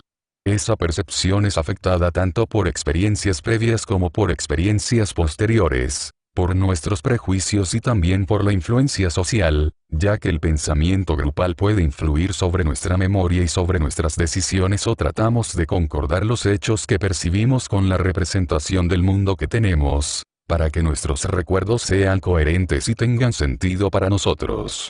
Luego, a esa información se suma la que recibimos de otras fuentes después de los hechos y, con el tiempo, esas informaciones se integran de tal manera que no podemos discernir de cuál de ellas recordamos los detalles. En otras palabras, la mente proyecta sus ideas de las cosas en la pantalla que llamamos memoria, pero como ocurre en todas las proyecciones, esas ideas son en realidad transformaciones de las cosas y no las cosas mismas. Por eso no nos sorprenden las diferencias en la descripción de un mismo suceso que hacen sus testigos. Cuando sabemos cómo funciona nuestra mente, sabemos también que nuestros puntos de vista, por más correctos que nos parezcan, son solo referencias que necesitan compararse y armonizarse con otros puntos de vista diferentes para, quizá, llegar a una comprensión más cercana de las cosas como son y cómo ocurren. Sin embargo, estamos habituados a opinar en forma indiscriminada. En muchos casos hasta damos nuestra opinión en forma continua, sin discernir si se nos pide opinión ni tampoco si nuestra opinión es bien recibida. Además, como cada uno tiene su propio punto de vista, por lo común las diferentes opiniones no coinciden totalmente y esto da origen a discusiones, tensiones y disgustos. Aprendamos, entonces, a discriminar.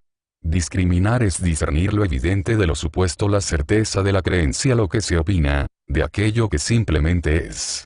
Para opinar en forma discriminada conviene que comencemos por detener el flujo de opiniones automáticas que aparecen en nuestra mente y en nuestras palabras ante cualquier cosa que vemos o tratamos. Para lograr esta detención nos ayuda a practicar el ejercicio de no opinar sin necesidad. La primera parte de este ejercicio consiste en cortar el hábito de verbalizar en forma automática nuestro punto de vista. La práctica de este aspecto del ejercicio tiene estos efectos inmediatos: enseña a escuchar mejor y a enterarnos así de las visiones de otros puntos de vista, enseña a admitir y apreciar diferentes puntos de vista, induce a pedir otros puntos de vista y a pedir consejo cuando lo necesitamos, induce a universalizar nuestra visión de las cosas, favorece la comprensión entre unos y otros y ayuda a comprender la limitación de las propias apreciaciones. La segunda parte de este ejercicio consiste en cortar la opinión interior que formamos en forma automática frente a todas las cosas y acontecimientos y que, aunque no la verbalicemos, hace que califiquemos subjetivamente todos los aspectos de los hechos y de la vida. La primera forma en que se manifiesta esa opinión es con la reacción automática me agrada o me desagrada. Luego continúa con una evaluación más general y definitiva: algo es bueno o es malo. Y por último se concreta en algo que hay que tomar o rechazar, apoyar o combatir. Por supuesto, no podemos evitar la reacción al estímulo. Pero sí podemos evitar la evaluación subjetiva de esa reacción. El hábito de no opinar en forma indiscriminada, que para nosotros es un ejercicio, es el procedimiento corriente en toda investigación científica. Se observa y se trata de comprender cada reacción de acuerdo con los hechos que se observan, sin hacer evaluaciones subjetivas. Esta forma de investigar nos permite descubrir lo que no sabíamos y aprender. La práctica de este ejercicio cambia notablemente la relación habitual entre nosotros y los demás, y también la que tenemos con las diferentes situaciones de la vida. Y, Lo que es igualmente importante, tiene influencia profunda y positiva en el proceso de nuestro desenvolvimiento interior.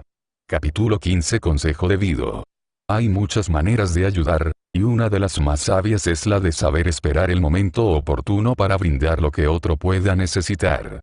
Consejo debido es el que responde en forma responsable a un pedido de consejo. El pedido de consejo puede ser formal, como cuando pedimos asesoramiento profesional o hacemos una consulta médica. El pedido de consejo también puede ser informal, como cuando en la conversación corriente pedimos opinión acerca de una decisión que hemos de tomar. Si no tenemos esto en cuenta podemos caer en el hábito de que, cuando alguien nos narra lo que le pasa, sus problemas, proyectos, indecisiones, respondamos con consejos y hasta con indicaciones como haga esto, no haga aquello. En estos casos nuestro consejo sería indebido, porque la narración de alguien que se explaya sobre lo que le ocurre no implica que esa persona nos pide consejo. Sin embargo, aconsejar en forma indebida es frecuente en las conversaciones corrientes.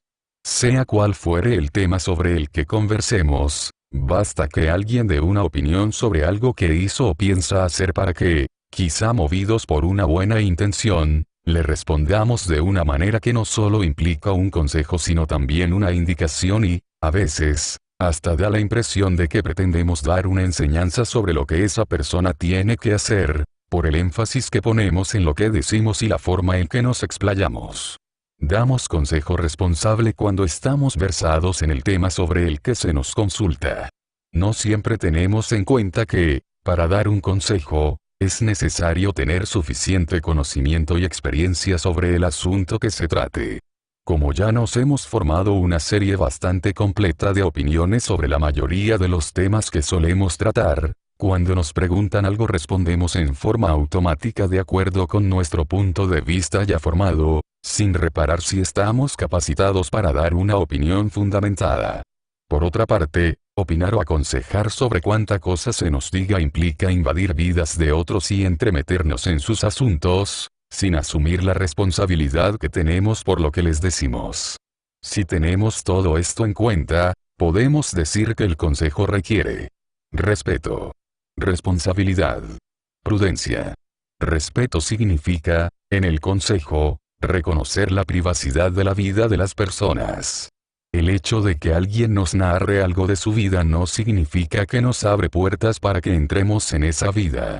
En el caso de que sí nos pida consejo, respeto significa recordar que aconsejar es solo sugerir hacer o no hacer algo, no da lugar a criticar lo que ya hizo quien pide consejo.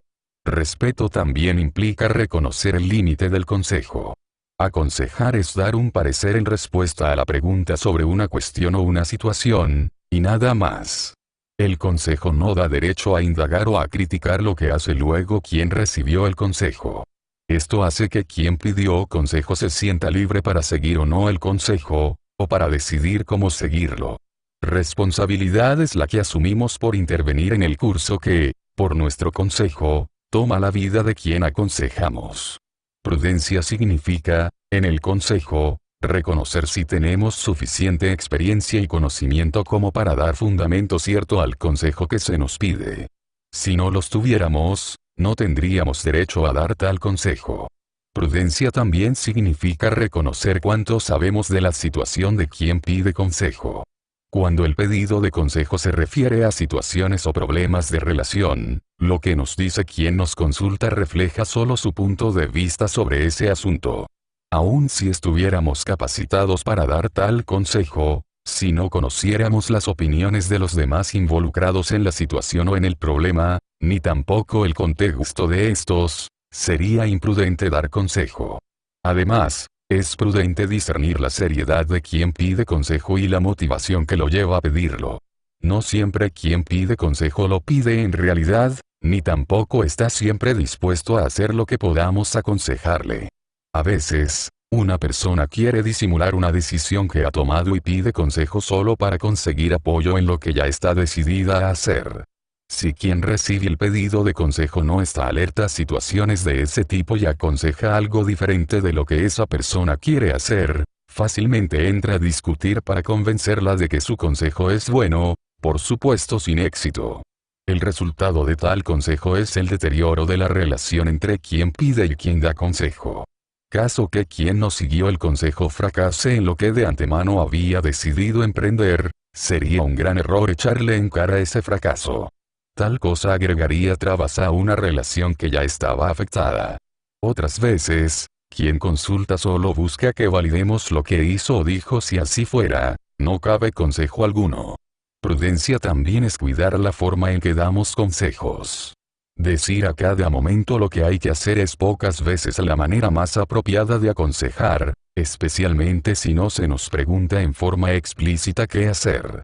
Sin embargo, algunos tenemos la costumbre de decir a quienes nos rodean, a cada momento, lo que tienen que hacer y, aún más, cómo tienen que hacerlo, y hasta los criticamos si no hacen lo que les decimos o si esas instrucciones no responden a un programa con sentido de aprendizaje. Lo más probable es que esas personas, cansadas de nuestras continuas indicaciones, busquen alejarse de nosotros y, si no pueden hacerlo, se resientan con nosotros. Triste sería que, por esta razón, cuando tengamos algo valioso para decirles, rechacen automáticamente cuanto les digamos. Incluso, cuando alguien nos pide consejo, prudencia es contener el impulso que nos mueve a darle de inmediato nuestro parecer, porque con mucha frecuencia tendemos a decir lo que nosotros haríamos si estuviéramos en la situación de quien nos consulta. No siempre discernimos que esa persona ni es como nosotros ni en todos los casos podría, sabría o querría hacer lo que se nos ocurre aconsejarle en el momento. Por consiguiente, prudencia también significa cuidar cuándo responder a un pedido de consejo. Aunque hayamos meditado sobre el consejo que se nos pide y estemos capacitados para darlo, si aconsejamos en forma inoportuna, el consejo cae en el vacío por no haberlo dado en el momento adecuado a quien lo pedía y estaba dispuesto a considerar un consejo.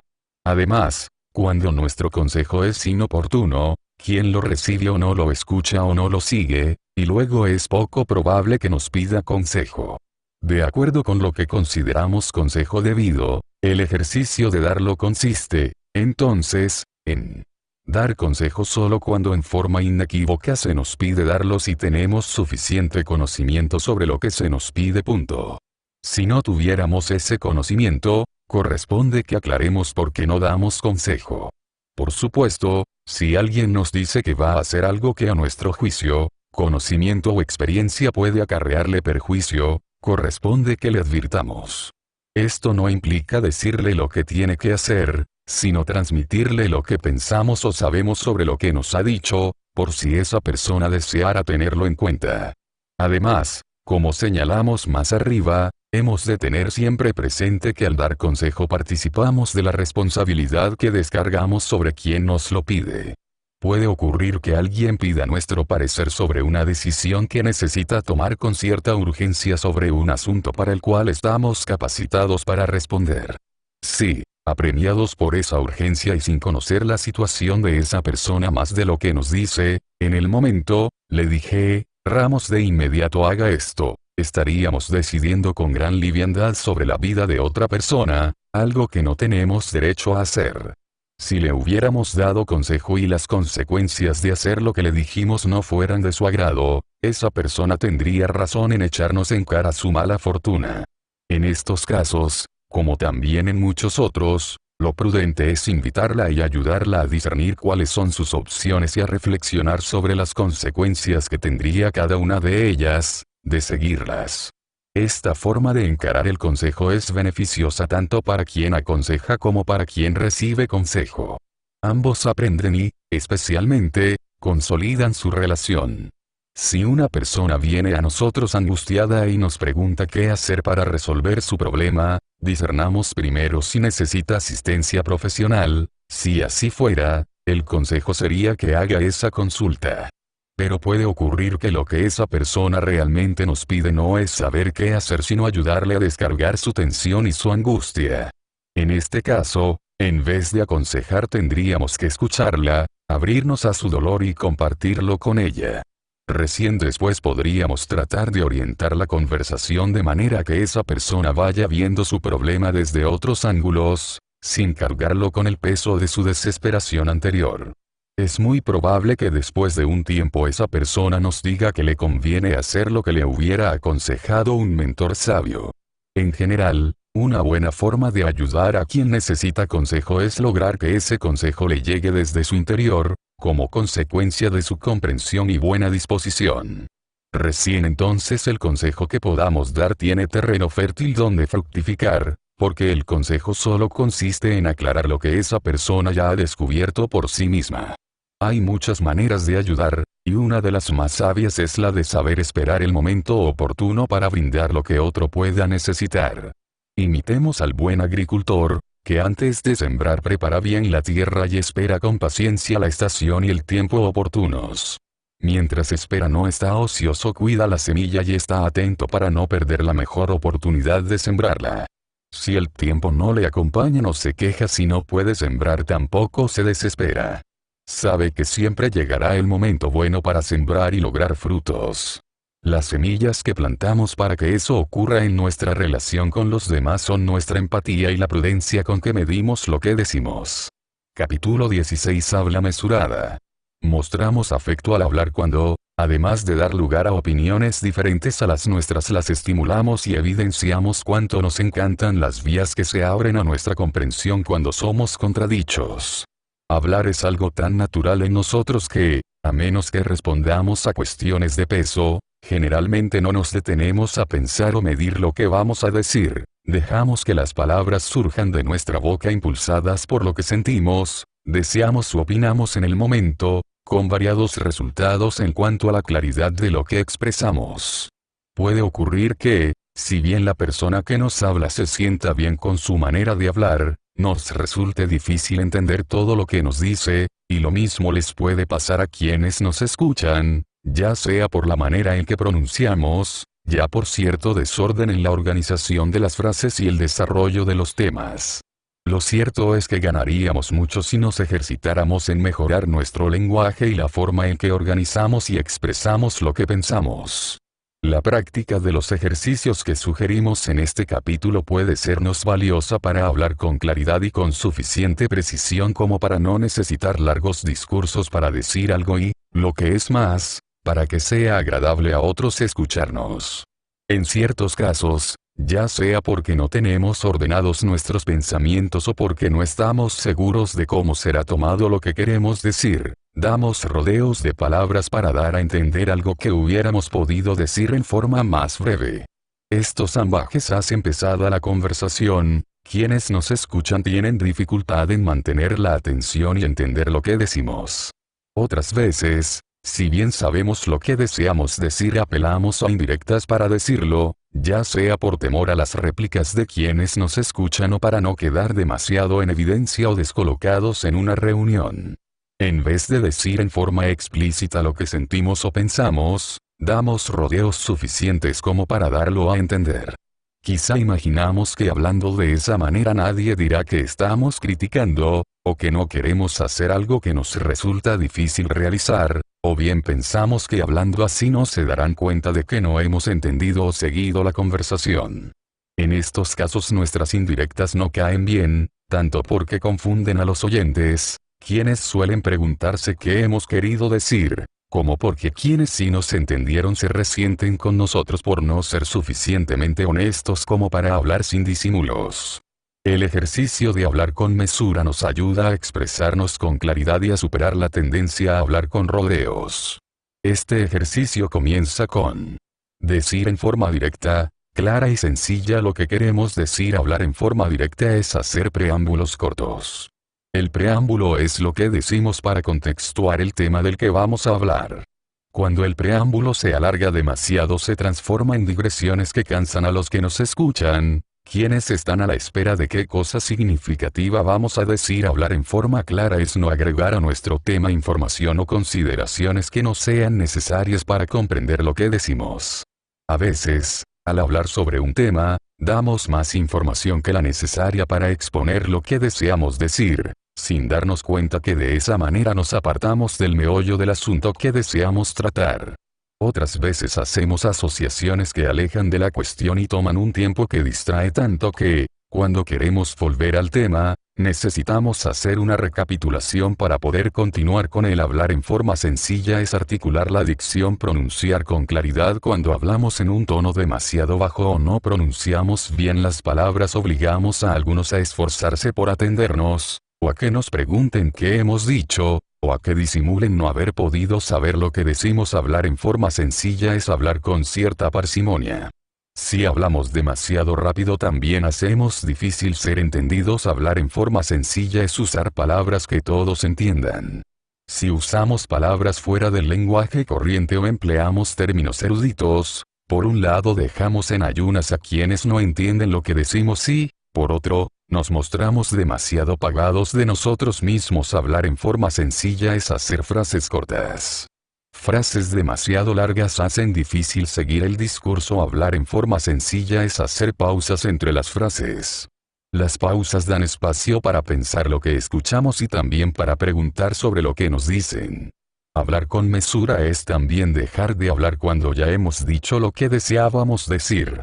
Suele ocurrir que, después de narrar lo que queríamos decir, comenzamos a saltar de un tema a otro, desconectados de la razón de nuestra conversación. A veces nuestro discurso puede alargarse tanto que quien nos escucha llega a preguntarse cuándo terminaremos de hablar. Al final, hasta puede olvidar por qué nos reunimos para hablar, ya que el tema que interesaba quedó perdido en nuestras numerosas divagaciones. Al practicar estos ejercicios aprendemos a ordenar nuestros pensamientos y desarrollamos capacidad de síntesis, lo que puede sernos muy valioso si tuviéramos que hablar en público. Por otra parte, la práctica de hablar con mesura y sin rodeos ni iniciales ni finales hace ágil y amable nuestra conversación. Nos sentimos bien después de hablar y se sienten bien quienes nos escuchan, porque quedó en claro lo que dijimos y tenemos tiempo para seguir conversando sobre otros temas que nos interesen. Hablar con mesura es también hablar con respeto y cortesía. A veces pensamos que las buenas maneras al hablar implican tener respeto hacia quienes hablamos, pero no siempre es así. Alguien puede decir, con suavidad y sin alterarse, palabras que son hirientes y ofensivas. O decir palabras corteses, pero con una actitud cínica o agresiva, quizás sin percibir la mortificación de quienes lo escuchan. Hablar con respeto muestra que nos importan aquellos que nos escuchan. Mostramos respeto al hablar cuando tenemos en cuenta el tiempo durante el cual hablamos. Tanto cuando dialogamos con una sola persona como cuando conversamos en un grupo, el tiempo en el que hablamos es tiempo que sustraemos a quienes nos escuchan, tiempo en el que no pueden hablar. Además, si cuando estamos en un grupo tomamos la palabra en forma muy extensa o con excesiva frecuencia, hacemos de los demás una audiencia cautiva durante buena parte de la reunión, de manera que resulta difícil que otros participen de una conversación que satisfaga a todos. Si aprovechamos el momento en que nos encontramos con alguien para contarle por largo tiempo nuestras cuitas, poco tiempo le dejamos para que pueda decirnos algo. Lo más posible es que esa persona, cansada de escucharnos, espere que termine nuestra charla para saludar y despedirse. Hablar con respeto es también no interrumpir a quien está hablando. Al interrumpir cortamos el flujo del tema que alguien está exponiendo, y no resultará fácil que esa persona vuelva a retomarlo en el punto en que lo dejó. La interrupción puede dar lugar a divagaciones y, a veces, hace imposible volver al tema cuya narración hemos interrumpido. Lo apropiado es permitir que quien habla termine su discurso o haga una pausa que dé lugar a alguna acotación sobre lo que está diciendo. Tampoco habría que interrumpir una conversación animada y amena. Si deseamos introducir otro tema, es bueno esperar el momento que sea más adecuado para un cambio de conversación. Hablar con cortesía muestra nuestro afecto a quienes nos escuchan. Mostramos cortesía cuando atendemos directamente a quien está hablando. Si, por creernos capaces de atender a más de una cosa al mismo tiempo, leyéramos un texto, hojeáramos una publicación o miráramos a todas partes como si nos interesara lo que ocurre alrededor mientras esa persona habla, le haríamos ver que no nos importa mucho su persona ni tampoco lo que dice. Mostramos cortesía en una reunión cuando, por ejemplo, hablamos en forma amistosa a un asistente que se mantiene callado y, para estimularlo a participar en la conversación del grupo, le hacemos preguntas sobre un tema que le interese o conozca bien. Mostramos afecto al hablar cuando, además de dar lugar a opiniones diferentes a las nuestras, las estimulamos y evidenciamos cuánto nos encantan las vías que se abren a nuestra comprensión cuando somos contradichos. En cambio, aunque nuestras palabras sean interesantes e inteligentes, si fuéramos tan categóricos que no diéramos lugar a otros puntos de vista, lo que haríamos sería más un monólogo que una conversación.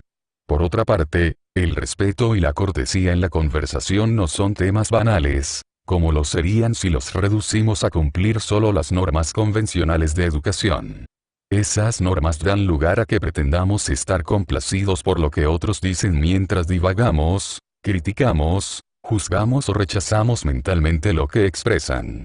Los ejercicios de atención, de contención de nuestras defensas verbales y de reflexión, en cambio, nos enseñan a atender sin escapes ni juicios. Esto es, a escuchar, comprender, valorar y asimilar palabra por palabra lo que otros dicen, estemos o no de acuerdo con lo que escuchamos, y también lo que dice la situación del momento. Tanto el ejercicio de hablar con mesura como las pautas de respeto y cortesía descritas más arriba van, entonces, mucho más allá de las reglas de dicción y de las recomendaciones para mantener un buen ambiente en una reunión y hacer agradable una conversación. Hablar con mesura hace de la conversación un medio inapreciable de adelanto, tanto en nuestro desenvolvimiento particular como en la interpretación que hacemos de las personas, de los hechos, de la vida. El respeto y la cortesía que mostramos expresan nuestra participación interior con quienes nos rodean, nuestro genuino interés por lo que trasciende el círculo al que habitualmente restringimos nuestra noción de ser. De esta manera no solo aprendemos unos de otros, sino que nos abrimos a percibir la realidad que nos circunda y nos contiene. Cala cada vez más hondo en nosotros la comprensión de que la realidad no es una extensión de nosotros, sino que quizás somos menos que una partícula en la inmensidad de la vida y que en el contexto humano hay innumerables puntos de vista, opiniones y creencias tan válidas o poco válidas como las nuestras. Está en nosotros no poner límites a esa expansión de nuestra conciencia. Todos los derechos reservados CAF 2012.